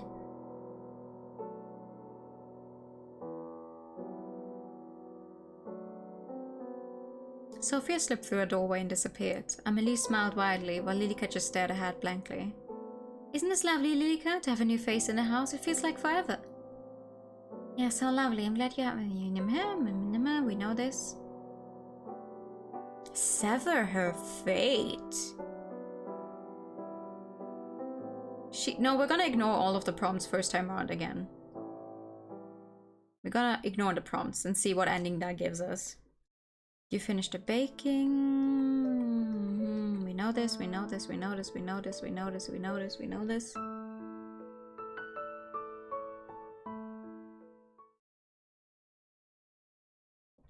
Lilica's smile at that moment seemed to hide behind an intent much deeper than Amelie realized. Oh god! Oh no! The walls had eyes. Eyes that tracked Lilica's every move. They followed her as she made careful, deliberate steps towards the sitting room. They stared, their eyes bulging, judging. They had no mouths in which to scream, but Lilica could still hear the words. We all sacrificed ourselves for you. Hope, our only hope. Amelie, protect Amelie. Prove your worth. Prove your love. Amelie. Amelie. Amelie. Under her feet, shattered glass pierced through her shoes, cutting her feet. She could feel the blood ooze out, pooling. It was warm, comforting. She looked up to find where the glass had come from. Then she noticed the cracks once again. Along every wall, every floorboard, even through the air. The world was fragmented. It was already broken. Be unprepared, not my lady. I will fix this still. You can rest. Please rest. I will take care of everything. Anything and everything for you. She blinked. The world reverted to the way it should. The glass that lined the floor, gone. The eyes that followed from the walls, gone. And the cracks that had begun to wrap themselves around Lilica's ankles had disappeared too. She stood in front of the sitting room's door, which sat slightly ajar. Inside, Lilica could see Sophia staring out of the lodge window. Her back stayed turned as Lilica entered the room. Of course, it wouldn't have been possible for Sophia to turn and look at her, but Lilica still found herself taking careful, quiet steps. The window shook past the dark, thick curtains. You who would attempt to defy your fate, why don't we see how long this little game lasts? Why don't we test whose love is stronger? I swear, my love is unwavering. My infatuation, my yearning, my desire. You can never even wish to match it. Lilica pulled out a chair roughly, dragging the legs across the floor. Yet you dare to challenge me? You dare to test my love? I like the difference with the stars in her eyes now. Those are not usually in her sprite. Is that you, Amelie? Sophia took careful steps towards the chair, resting her head against it. You're nothing. Sophia sat down in the chair that was offered to her, while Lilica circled around as if a cat after its prey. But her steps paused as she heard something strange. Footsteps from above. In front of her very eyes, Lilica watched the scene unfold. A scene that made her blood run cold and her body freeze in place. My lady. The lady of the house stood beside Lilica. Where before the two had stood eye to eye, now the lady stood taller than Lilica by at least a head. My lady, what are you doing here? The lady removed her shoes and stepped onto the table. Did you come to punish me? Are you angry? I promise I will remove the plague that has entered our home. I swear it upon my undying love. The lady did not respond. Instead, she reached up and took hold of the noose. The rope wrapped around her neck, exactly where the necklace that the maid had gifted the lady should have rested.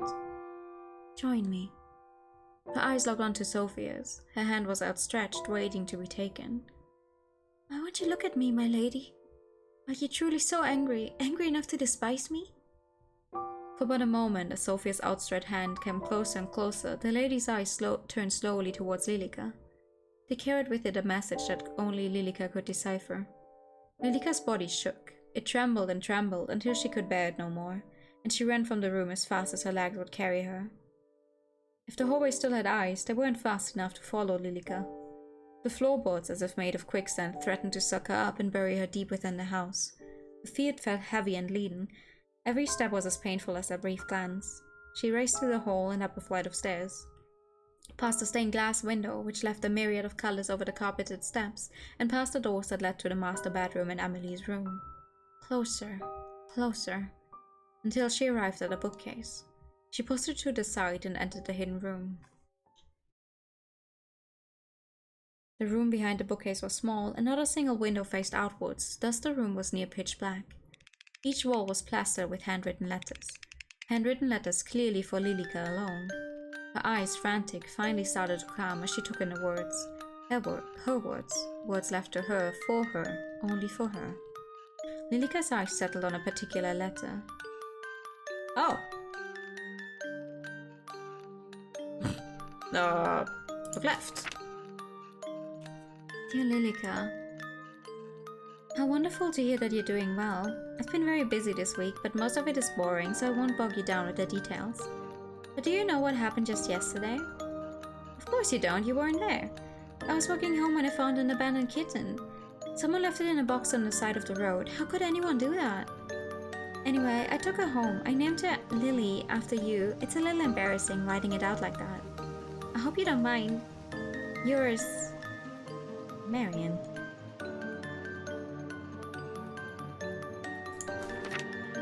Dear Lilica, I've spent the past week studying.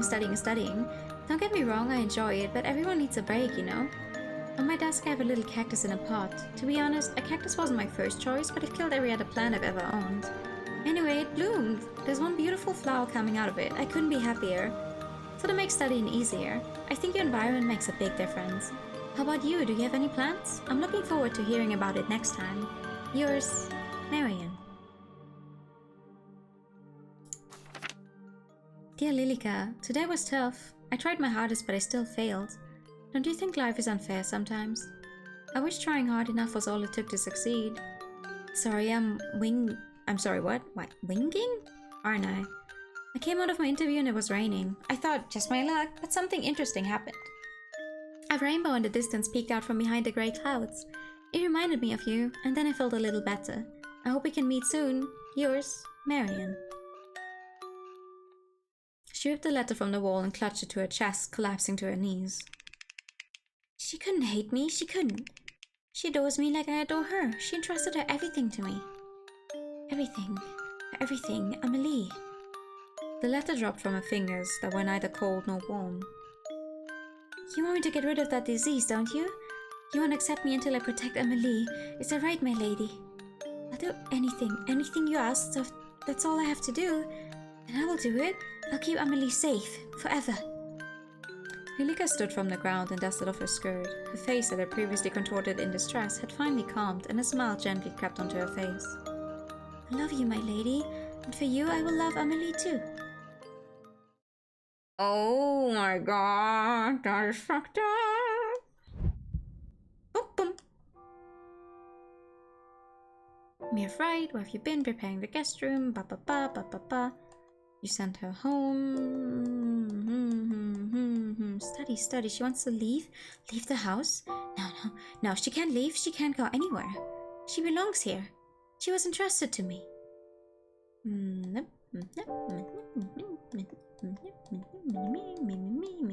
Plague. Runs rampant. A towel. Alone, Lilika stared at the bathroom door, which was shut tight. Behind it, she could hear the water running. She could picture Sophia's body slowly shedding its layers of clothes before she stepped into the hot water. That image was enough to force her hand. The running water sloshed into the steel-lined wooden tub. A state-of-the-art system. No one else in the country owned anything like it. But how many years ago was that? How long had it been? Sophia leaned over the sink, her bone-white knuckles grasping either side of it. Her back was turned to Lilika. If she wanted, she could stab her in the back and be over with it. No. I need to keep Amelie's trust. She needs to leave or go somewhere she'll never be found. Or do it herself. Sophia lifted her face to the mirror and then froze. Her eyes bore into it, as if she was seeing something she shouldn't. Lilika stared back, unmoving. Leave. Leave already. One step at a time, maintaining eye contact through the mirror, Lilika kept closer. Closer and closer until the two were nearly touching. Why do you want to take Amelie away? And you see that she loves me? Me, not you. The words are poisoning this household. If you don't leave, I'll kill you. I have no choice. I'll just kill you. Sophia whipped around, but her eyes didn't focus on any spot in particular. To her, Lilika was gone. Lilika walked towards an open cabinet and pulled something out. The metal of the razor glinted. Lilika raised it up and she moved to stand over the bath. With ease, the metal cut into her arm. Drops of blood fell into the water, leaving tiny splashes where they connected. Blood still runs in my veins after all. Sophia rushed past Lilika, desperate to turn off the overflowing water before she froze once again. The water was a deep, dark red. Her slender fingers dipped into the liquid as if she were entranced. One layer at a time, she stripped bare, her expression hollow and lifeless. Lilika watched as her naked body stepped into the crimson water. Why not just end it here? You're scared, aren't you? Just sink down. Accept your fate. A knock came from the door. Lilika's widened eyes went from the door to the young woman in the bath, then back again. Lilika ducked behind the folding screen just in time to hear the door open. Didn't hear a reply. She didn't wait any longer. As Amelie stepped into the room to set down the towel, Lilika quietly dashed out into the hall.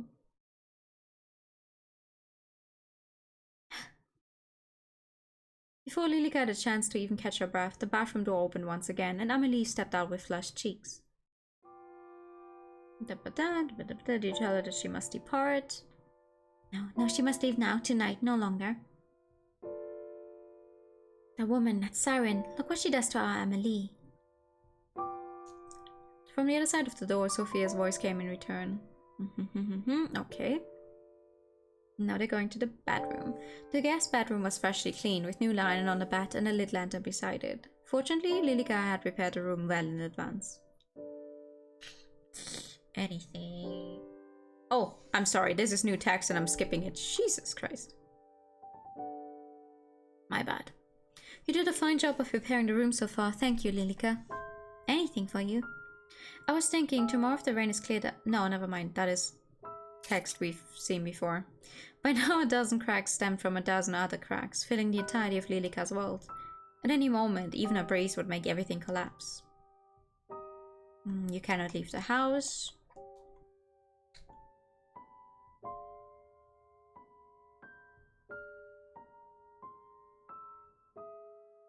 Lilika crossed her arms over her chest, anger already rising in her chest.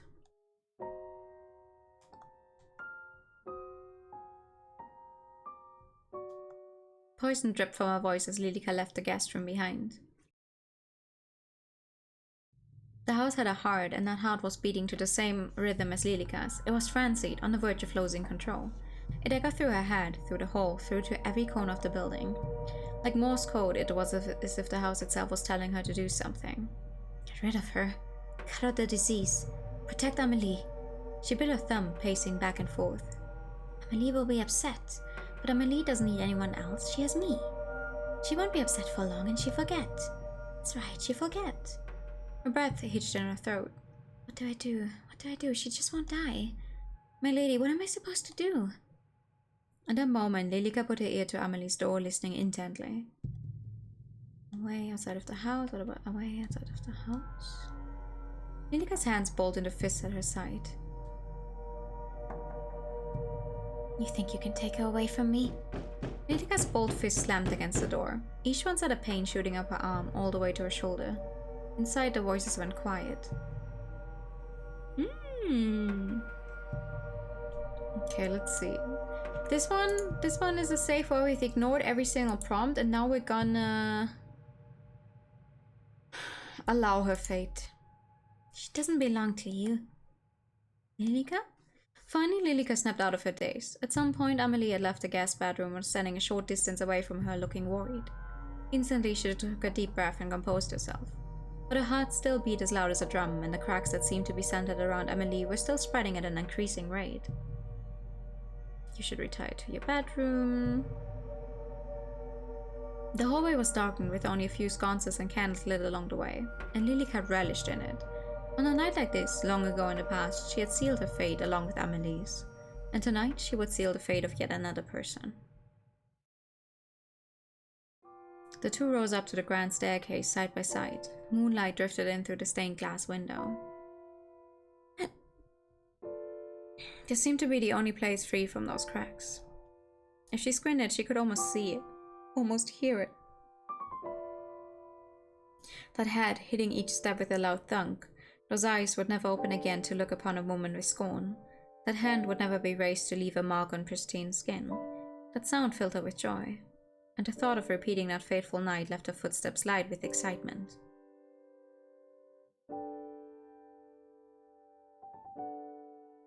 Lilia, may I ask you a question?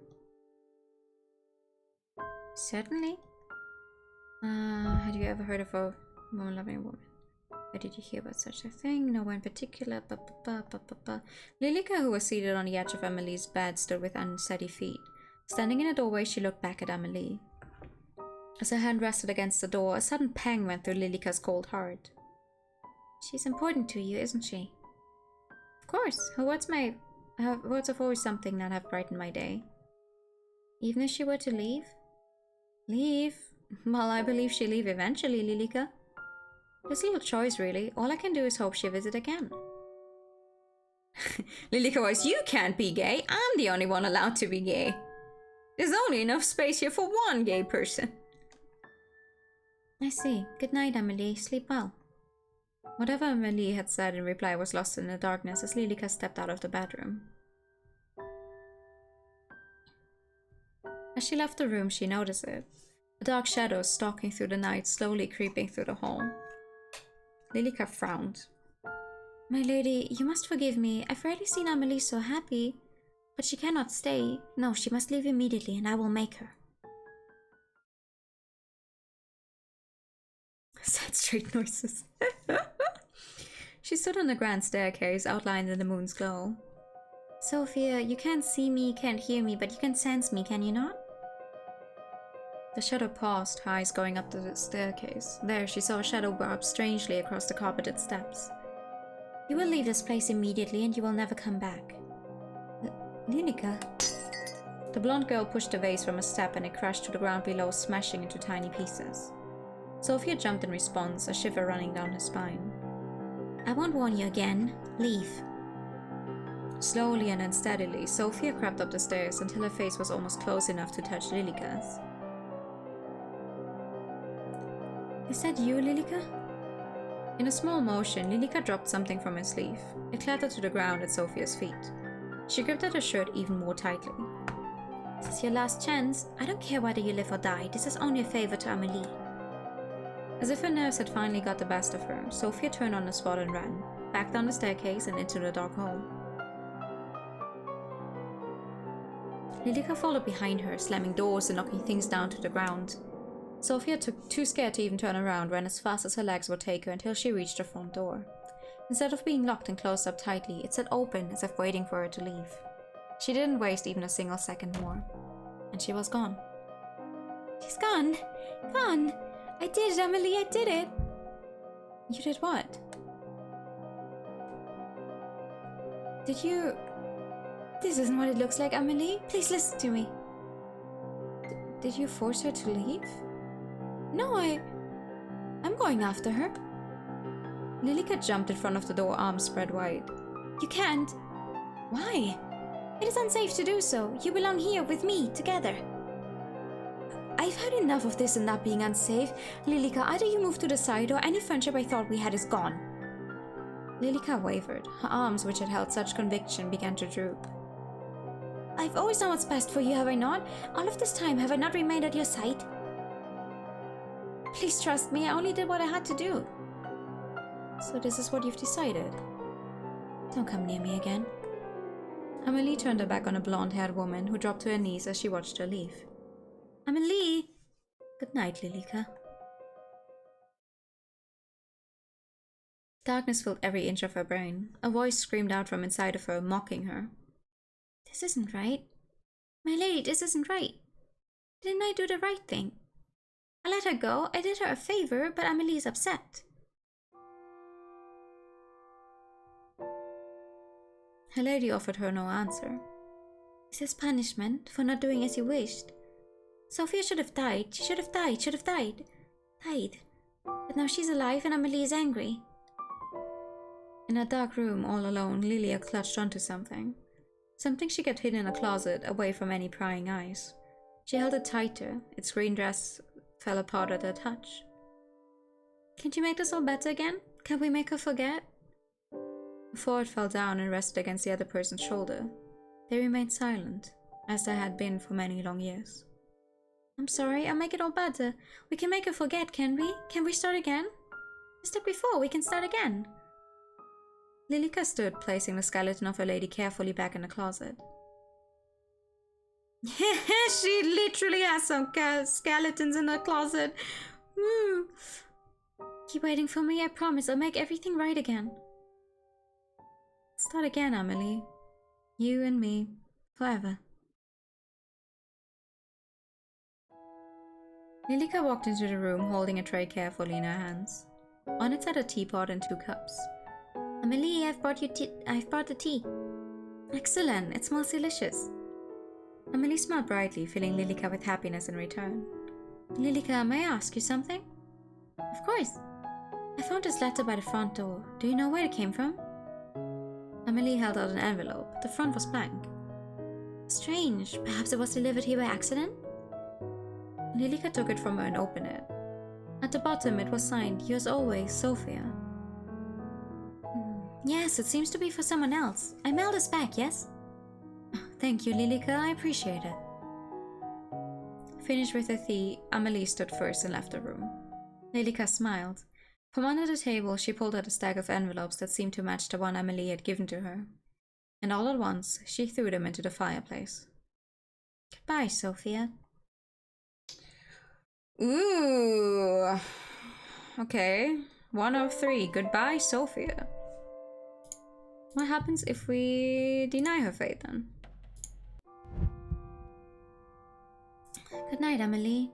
Tomorrow everything will be better, so sleep well. Lilia steeled her resolve and stepped out of the bedroom.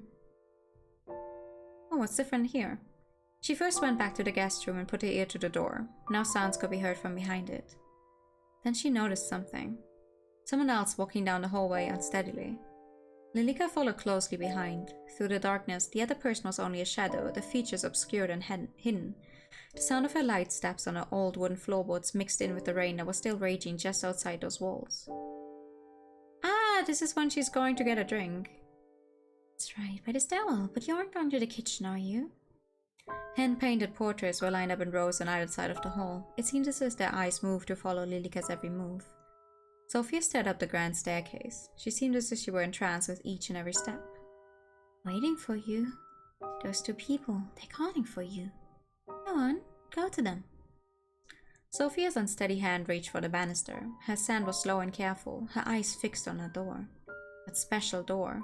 That room where the maid had met her end and her most hated person rested beside her. That room where she had made a promise to the person she loved.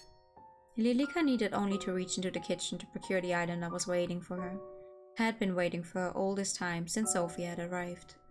A knife with dark aged stains over the blade and hilt. Long had it sat there festering, waiting, desperate for more blood. Like a hunter stalking her prey, Lilika followed behind Sophia, the knife gripped tightly in her hand. The two stood side by side, staring at the door to the master bedroom. It was shut tight, as it had been for countless years. Sophia trembled. With a smile... Oh, the eyes... That's a capital I. With a smile, Lilika reached over to give her arm a squeeze. Go on. You want to know the truth, don't you? You can hear their voices. I'll allow you this much. With a careful motion, Sophia pushed the door open. All at once, countless memories came flooding back. Of love, hope, of the future, and of death. Sophia disappeared into the dark room, the only light being a candle she carried in her hand. A family of mice ran out from the room and down the stairs. The taste of freedom was oh so sweet for them. More quiet than the mice that had escaped, Lilika followed Sophia into the room. Wax stripped from the burning candle onto the wooden floor. She trembled as she reached a shaky hand to the bed. And at the same moment, Lilika swung the door closed behind them and the room plunged into darkness. But the darkness didn't matter to Lilika, not to she who knew this room like the back of her hand. Amelie isn't here to save you. Sophia's eyes searched the room to no avail. The pale-haired woman fell back into the bed before she had a moment to react. The yellowed bones of the lord of the manor and the maid rattled underneath her, flesh long deteriorated. Lilika smiled. How long has it been since I last saw myself truly? What? It looks like we're finally meeting, Sophia. With a leg on either side of her, Lilika held Sophia down to the bed, still smiling. She tried to squirm, to escape, to run free. Her eyes are filled with terror. You won't take her away from me. Sophia's scream became a muffled cry before finally extinguishing fully. Finally. My lady, did you see? Are you watching? I've saved her. I've saved Amelie. Only when Lilika tried to stand did she notice it. An aged bone poking out from her stomach. Dark liquid dripped out from around it. With a slight frown, Lilika pulled it free. It's okay. It'll be okay. Lilika closed her eyes. I'm just a little tired. I'll just sleep for a bit. Her eyes grew heavy. So heavy. So heavy that the only option would be to sleep at this very moment. How could you do that? Lilika, why? Why? Why would you hurt Amelie like that? Why did you kill Amelie? Her eyes opened with a start, her heart racing faster than it had ever raced before. The room seemed to be spinning and her heart throbbing. Then she saw it. Lying on the bed between the two skeletons was the body of a young woman. A young woman with long brown hair. Her dress was stained red. Amelie? That's not... Who did this? Who? Sophia? Amelie, wake up! Wake... She blinked and a young woman below her disappeared. In her place, Sophia appeared. The room was still dark. Not even a drop of sunlight peeked through the covered windows. What a cruel trick of the eyes. She stepped out from the master bedroom just as Amelie did the same right next door. Good morning, Lilika. I was just on my way to see if Sophia has awakened yet. Amelie... Sophia disappeared during the night. I believe she went to the same place your parents went. What? That cannot be right. Don't run, Amelie. Amelie dashed down the hall and knocked quickly on the door to the guest bedroom, which fell open with no resistance. Inside, the bedding was disheveled, and her luggage was strewn about. She wouldn't just leave without saying goodbye. Me, be. Lilia wrapped her thin arms around the young woman, gently patting her on the back. You shouldn't depend on anyone else. We'll be together forever. Ah! But it continues here. Amelie froze in Lilika's arms before pulling back completely. What happened to your face? My face? Lilika's hands went to her face instantly. Is something wrong? Amelie's expression had darkened, her mouth shut firmly in a line. My face? Pulling a small mirror from her pocket, Lilika finally saw it. A black void of nothingness where her face should have been. She turned and ran, down the hall and up the stairs, before Lilika could even call out after her. The void seemed to seep out from her very skin, oozing, leaking out from the wound at her stomach. A disease-ridden hag. Amelie, wait! It's okay, everything will be okay. Lilika's hand now reached out towards Amelie, fell to her side. At the top of the staircase, and as man in the middle of a field, far out in the countryside, Amelie stood in an open doorway. A doorway that hadn't been opened to her in more years than she truly could imagine. And inside, she witnessed a sight she never should have. Her eyes hollow and her body petrified. Sophia... Amelie, this isn't... Stay away from me. Her long brown hair cascaded out around her as Amelie rushed into her bedroom, slamming the door behind her. Lilika rushed up the staircase, banging her fists against the locked door. Amelie! Amelie, this is all a misunderstanding! She wanted to hurt you! I saved you! She fell to her knees, her fist still pounding on the wooden door. A muffled sob came from within, then silence. The void surrounded Lilika, flowing from her wound and wrapping itself around her body. She curled into a ball. The sound of a chair hitting the ground inside the bedroom was the last sound Lilika heard before her eyes closed and she became one with the void. Ooh! One with the void. Okay. There's one more. Which means... Meow. I love getting to click skip and just having it absolutely fucking run.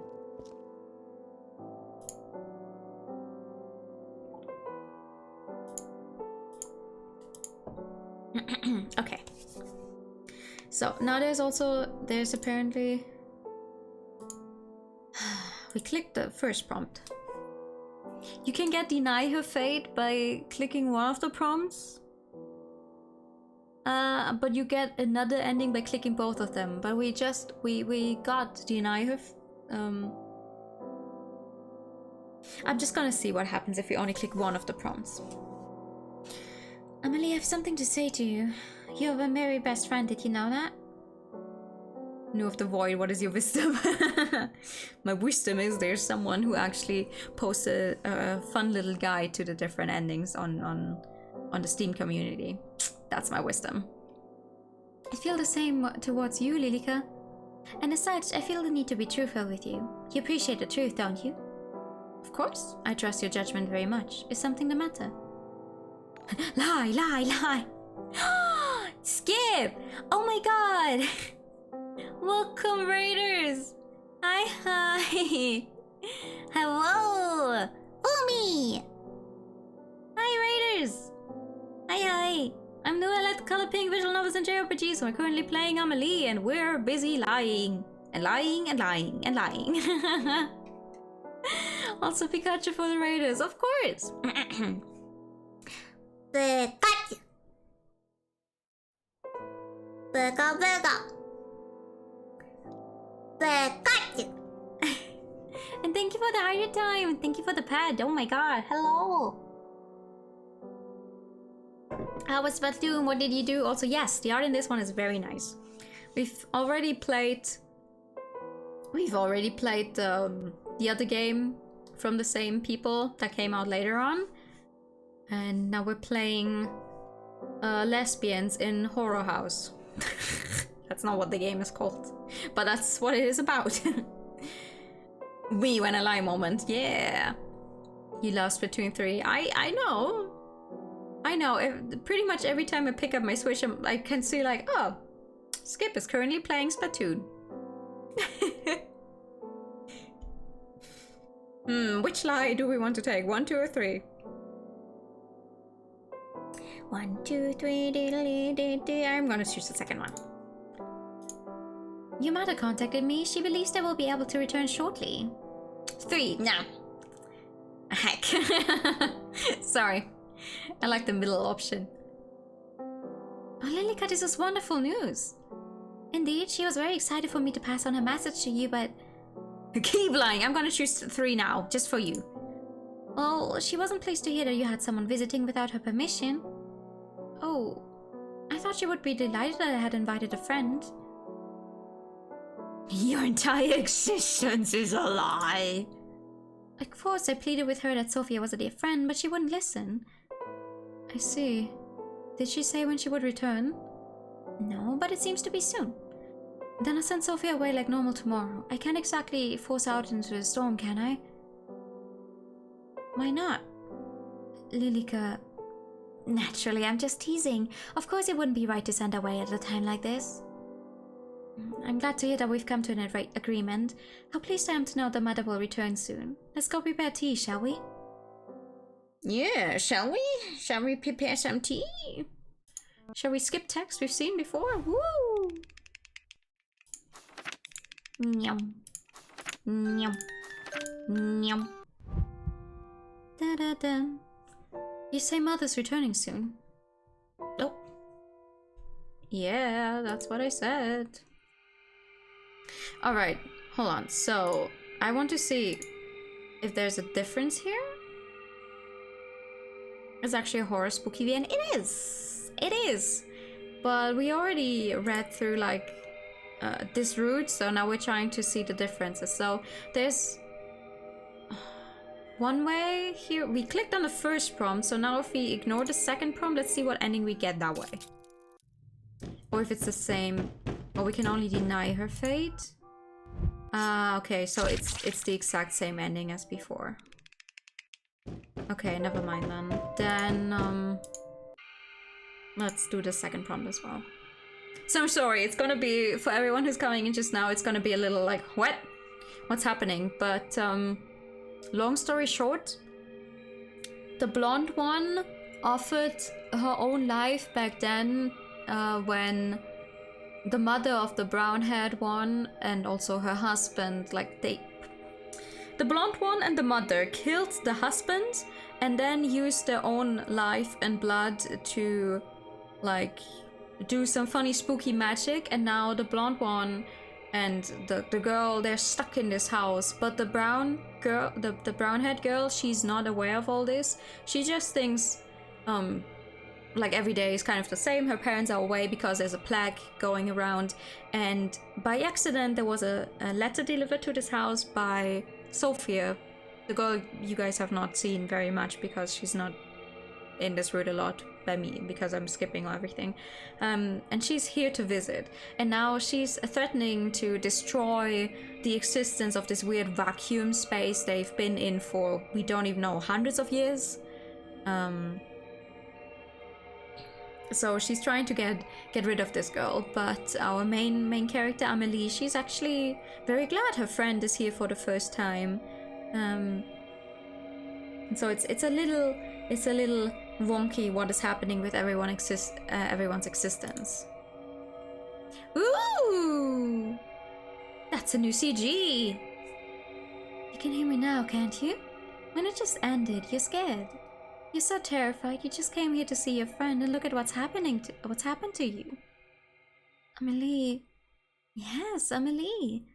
Amelie, where did you go? Where are you, Amelie? I want to see you. Do it! Drink your bath water. Drink your bloody bath water. Shut up! You don't deserve to speak her name. You don't deserve to be in her presence. Why don't you just give up? Just sink deep into the abyss. Isn't it inviting? Sink. Right, I should. Isn't the water so warm and inviting? That's right, just sink down into it. Then you'll finally be able to rest. Amelie, you... And then Amelie actually knocks on the door and gets her out of there, and reality is fucking going haywire. Okay, what's different about this ending then? Good night, Amelie. Sleep well. Tomorrow everything will be better. We have the 3 gifts back. We do. Lilika stepped out of the bedroom, shutting the door softly behind her. The hall was still dark, with only a few candles to light her descent. It was quiet, everything was asleep. The eyes that followed Lilika wherever she went were closed. The voices that crept up from between the floorboards were silent. Somehow that only made Lilika more uncomfortable. But that didn't matter, not now. She knew where she was going and what she must do. Did she now? She inched closer and closer to that door, the door that held behind it a Cygnus named Sophia. Where's my cursor? Hello? It was closed tight. Lilica raised her hand almost as if to knock, but instead pushed it open and entered. What does she do this time? Just as the hallway was dark, so was the guest bedroom. The lantern had been blown out only a short while ago. No sound came from the bed. All was still. Lilica crept closer and closer, until she stood over the bed like a shadow. The woman underneath her kept her eyes shut tight. Her face was calm and serene. Ah! Jesus Christ. You guys can't see it, but my computer is going doing stuff I don't want it to do. Lilica couldn't help but smile as her hands wrapped around her fragile, pale neck, her fingers dug into Sophia's flesh, so soft and easily bruised. Still, she didn't even shift. For some reason that made Lilica even more furious. But as the young woman named Sophia lay as still as a statue, her mind wandered back to another that had once done the same in this very house. A young woman who had left Amelie in Lilica's care, who had only wanted the best for her daughter, had only wanted for her to be happy. The problem is she leave. That's a problem, isn't it, my lady? The cold finger slowly unwound from Sophia's throat. That she leave and take Amelie away, but if she stays, then won't Amelie be happy? She'd be so happy, always, forever. And then maybe you can... Lilica withdrew from the room in a rush, her feet carrying her faster than they ever had before. Through the hall, up the stairs, and into Amelie's bedroom once again. The bed was warm and inviting. Lilica enveloped herself in that heat, wrapping her arms around Amelie tightly. Lilica? Do you want Sophia to stay here forever? What? She will leave if we don't do anything about it. She'll leave and you never hear from her again. That's not true, Lilica. She wouldn't just do that. My dear Amelie, I spoke to her just a moment ago. She was already packing up her bags. At that, Amelie rubbed at her eyes and sat up. It can't be true. Go check for yourself. Amelie, not wasting even a single moment, walked towards her door and peered down. From here, the moon was shining in through the stained glass just right, illuminating the hallway below. In the distance, a shadow could be seen moving. Lilica smiled. See? Lilica picked up a toy doll that still sat on Amelie's bed, a relic from the past. Its straw-colored hair almost seemed to stand on end. Don't you want to keep her here? Don't you want her to be like this doll? Keep her here. Right. Your own special doll who will never leave you. Don't worry, I'll make it happen just for you. I'll make sure you're happy forever. Go down the hall to my room behind the bookcase. Wait for me. Amelie's eyes had glazed over as if she wasn't truly there. She stood from the bed and picked up a small black case that rested on a nightstand before leaving the room. Ah. It wasn't long afterwards that Lilica followed in her footsteps, just in time to see Sophia ascending the staircase. She walked straight past Lilica, who was smiling happily, and approached Amelie's door. As she knocked, the door fell open with a groan. Amelie, are you in here? Amelie's waiting for you. From somewhere hidden in the darkness, a fragile melody filled the air. Almost instantly, Sophia turned towards the sound and began to follow. Lilica sped up enough to walk beside her. Isn't this great? You like Amelie, don't you? Don't you want to make her happy? She would be ecstatic for you to stay forever. So why don't we help her to be happy forever? She offered no answer. They entered the room together. In the center of the room, surrounded by candles, Amelie sat, her skirt fanned out around her. Spread out over the floor were piles of letters. Upon closer inspection, each was filled with words that had been crossed out and signed with yours, Marian. Amelie, are you awake? Her eyes were shut tight, yet her hands moved enough to play the sorrowful tune. Please listen to me, Amelie. Lilica she isn't... I'm not what? You're going to leave her, aren't you? Lilica shut the door, dragging the heavy lock across. In response, Sophia rushed backwards and tried to handle to no avail. Amelie's eyes finally opened. In place of her usual golden eyes was a glare of deep red. Amelie, snap out of it. Please, snap out of it. You want to take her away? Amelie, please. One at a time, Lilica blew out the candles on the floor. The room was plunged into darkness. Amelie fell forward, her body exhausted. It's nice to meet you, Sophia. I'm sure we're going to have a fun time living together. Since you will be staying with us after all, right?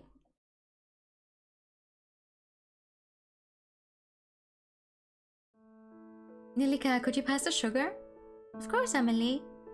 With a smile, Lilika pushed the sugar across the table towards Amelie. She picked up the teaspoon and dropped a single cube of sugar into her tea. Would you like one, Lilika? No, thank you. Just being around you makes my tea sweet enough. And you, Sophia? You're awfully quiet today. I'll just give you one. Next to Amelie sat Sophia, perfect and pristine, to Amelie's eyes at least. But Lilika saw the truth. Her flesh convulsed and pulsated, and her eyes bulged from what was once her head. The shape of Sophia was gone, and in its place was a mound of a person who used to be. Lilika smiled. You know she likes sugar in her tea. There's no need to ask. You're right. I'm so happy. Sophia, Lilika, you're both so important to me. Thank you for being by my side. Anytime, isn't that right, Sophia? From now on, it's just the three of us. Oh, God, okay. Ooh. Okay. But now, is this really okay? I don't know, you tell me. What about the future? Should you try again? Oh, sure.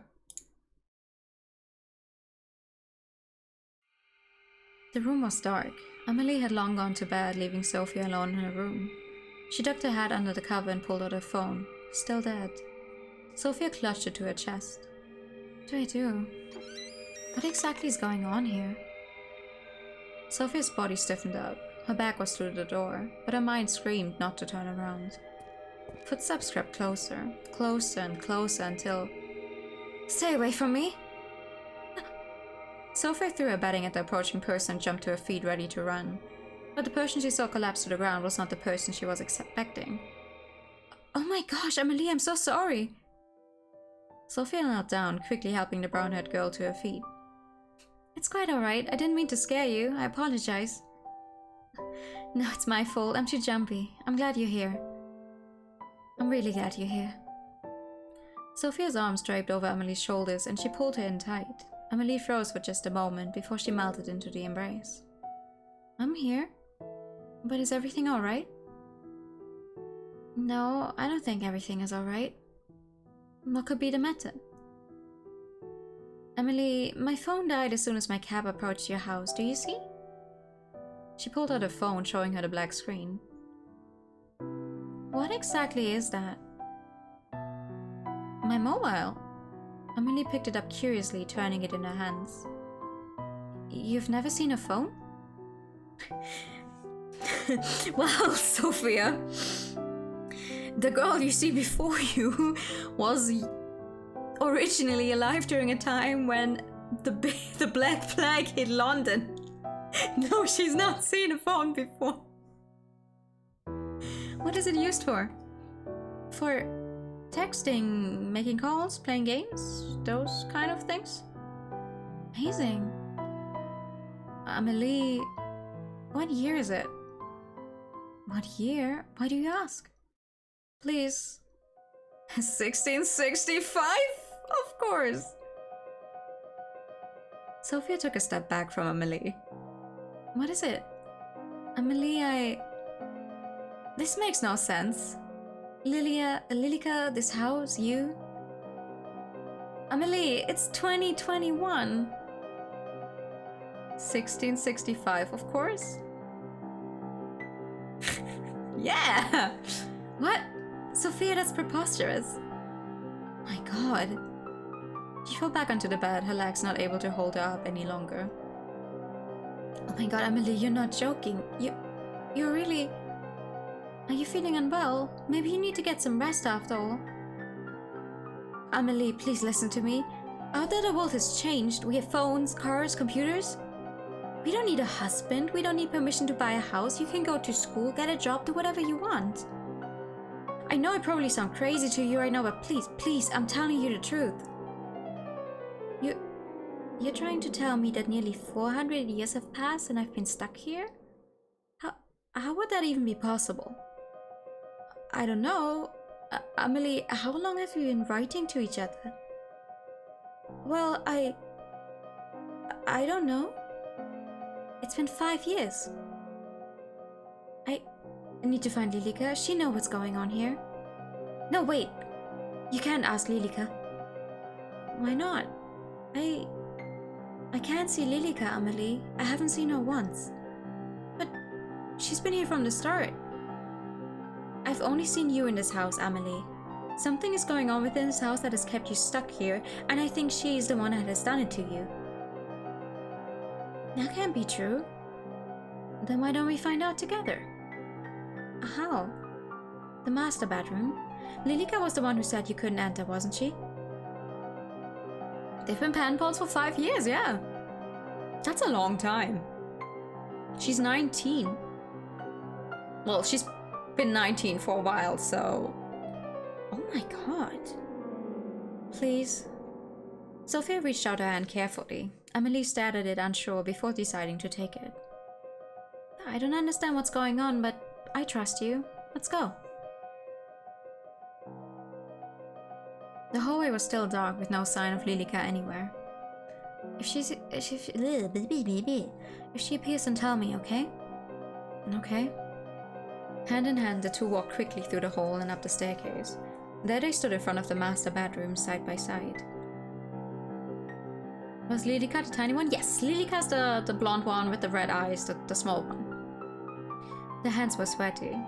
No matter what's in here, I'll be by your side, okay? Amelie offered no words, instead just squeezing Sophia's hand gently. And at that, Sophia pushed the door open. The tiny pink bitter one.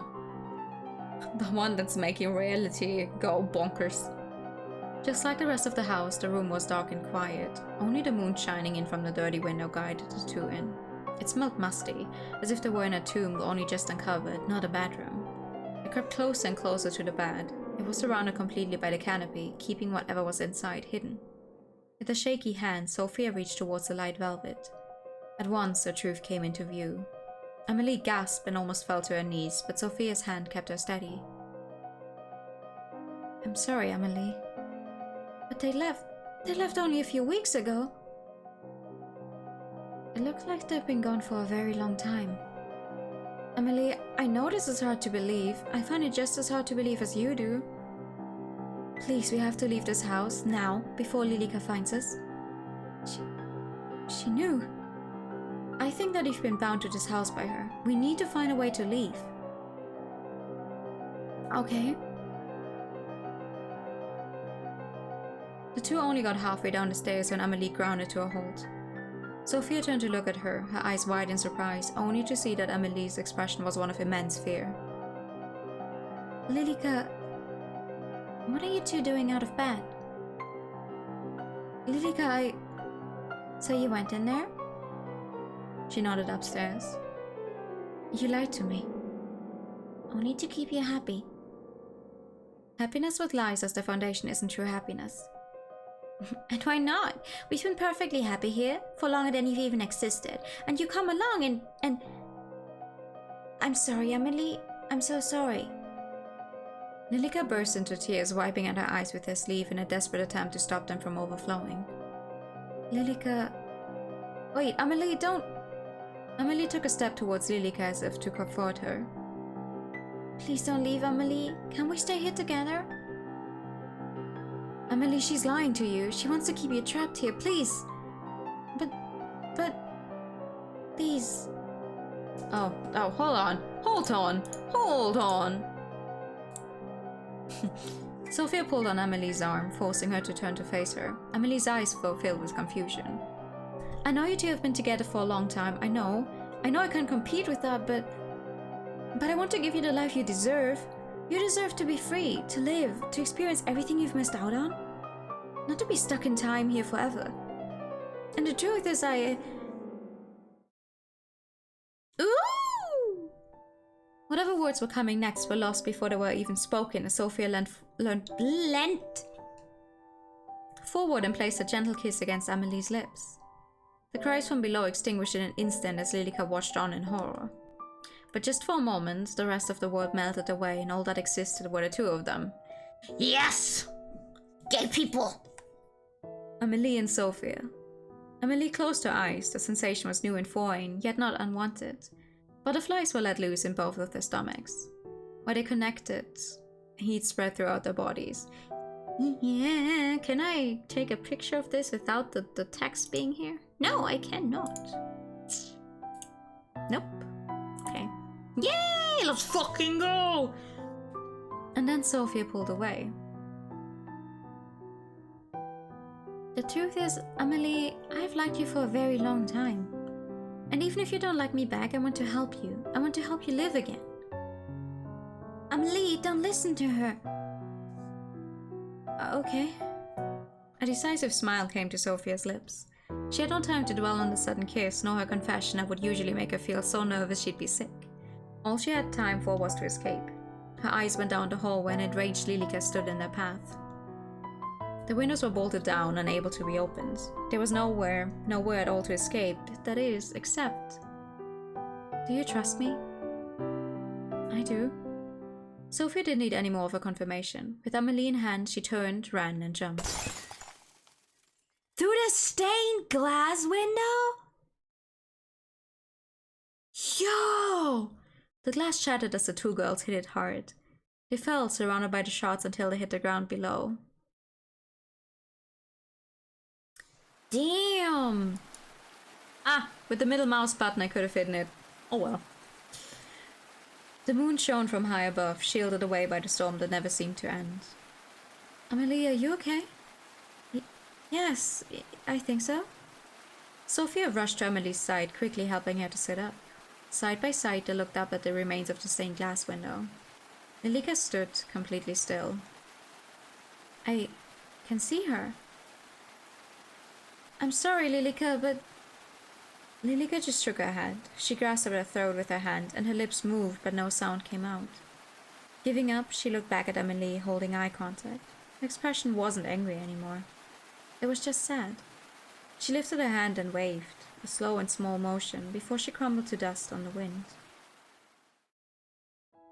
It stopped. Lilica... It seemed it wasn't you bound to this house by her, but the other way round. What am I meant to do now? Amelie, you're free. You can do whatever you wish. Sophia, exhausted, once again wrapped her arms around Amelie, who returned the gesture almost immediately. There they embraced under the now free moon. Oh. In this manner, in the middle of a field far out in the countryside, a curse was broken. A young woman freed. What the future held wasn't certain. After all, the future never is. But she made her decision on that fateful night. To trust in the future, to trust in herself. No matter what. Aww. Oh man.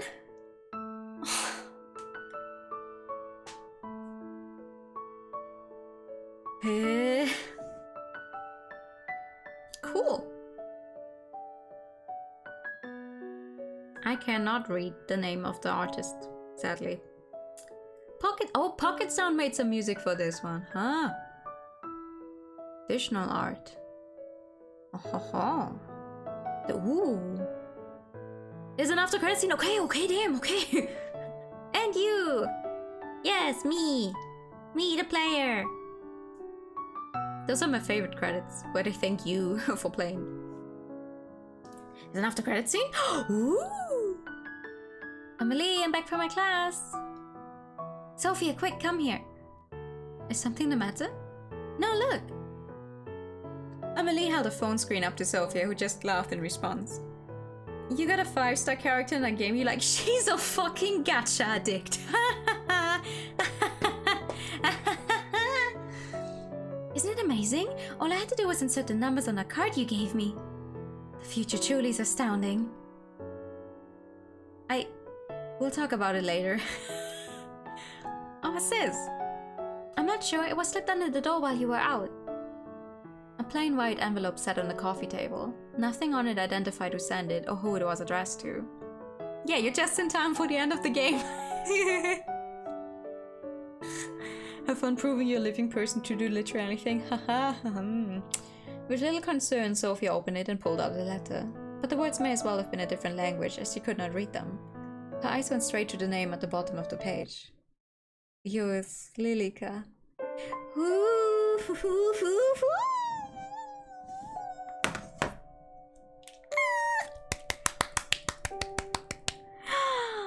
Oh, fun! Oh, what a great game! Oh, what a great game! Thank you for the pad! Oh, fun! That was great. I'm so glad I played this. God bless gay people. Blessed we are on this fine Sunday, the day of our Lord. Oh, amen.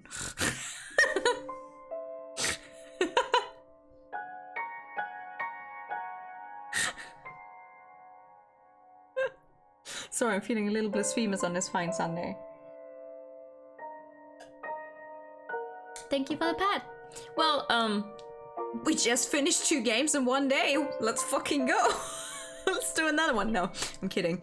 2 days and 2 days and 1 stream. Bleh. 2 games in 1 stream. I think that's pretty good. I can't say I've done that before. No, I've done that before. I finished a Yakuza game and that 1 frog game in 1 stream as well. But still, fun. Yay!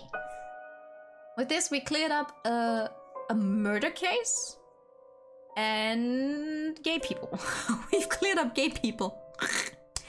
Oh, fun. What a cute little game.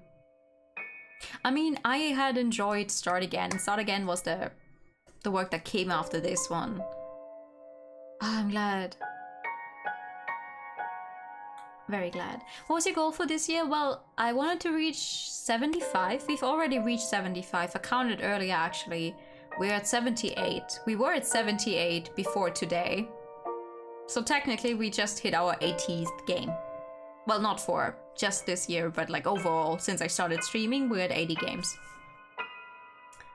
With this one right now, we're at 80 games.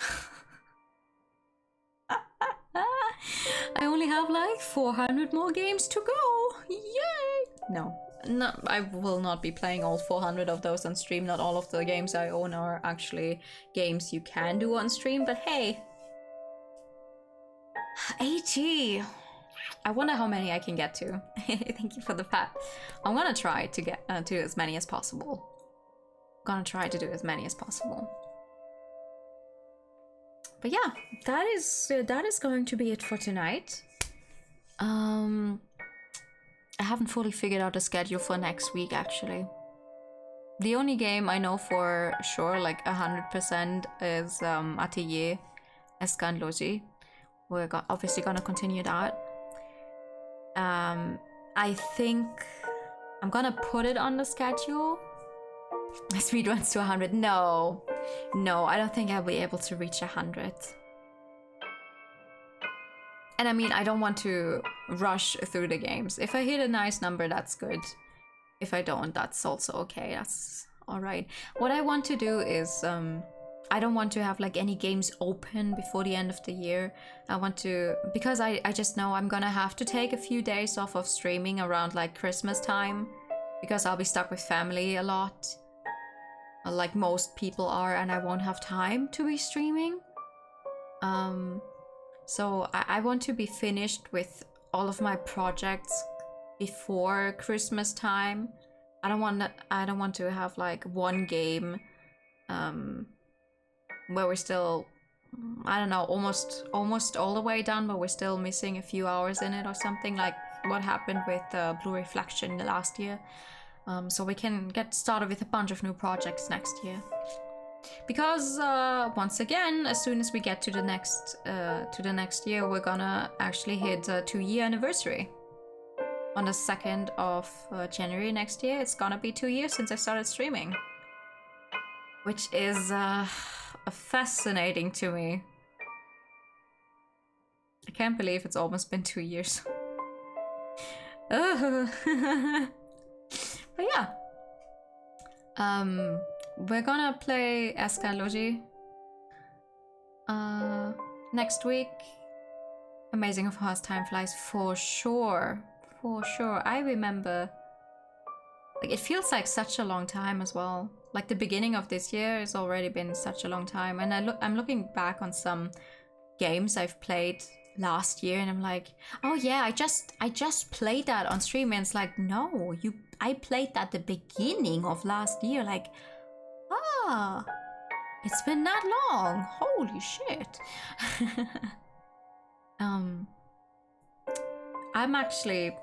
I thought long and hard about it today, but I'm going to be playing Persona 5 Royal on stream. I'm gonna start that next Saturday, I think. I'm gonna do what pretty much everyone is gonna do now that it's out on PC, but it's giving me a valid reason to replay it, despite having already played it to 100%, both vanilla and royal. I'm gonna play it again on stream, and then I'm gonna figure out what the fuck to do about, like, the end of the game. With Atlas streaming stuff. There's much bigger streamers than you doing the entire thing without giving much of a damn. Yeah, right. I'm gonna say this. I hope Atlas is not gonna come for me, but on the other hand, there's like people out there who are going to show the entire stream, entire game. I doubt Atlas is gonna come for me, of all people playing it. I'm gonna risk it. I'm just gonna risk it. But it's a long game anyway. It's gonna be a few weeks until we actually reach endgame, and maybe you're gonna hear something about it. I don't fucking care. I want to play. It's one of my favorite games. It has its faults, but it's one of my favorite games. I'm gonna play it. I'm gonna play it, and then I'm gonna be very normal about a specific character in the game. Very normal, like a normal person. Definitely. Yes. Very normal. I'm gonna be very normal. But I don't know what to do for Wednesday and Sundays yet. I don't know what to do yet. We'll find something though. I'll be posting the schedule in a bit. Stare.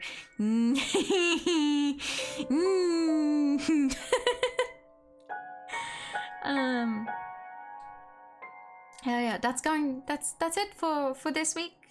Thank you guys so much for coming. Thank you for joining us for both of these games today. Can't believe I did 2 games at one go, kind of. Also, once again, I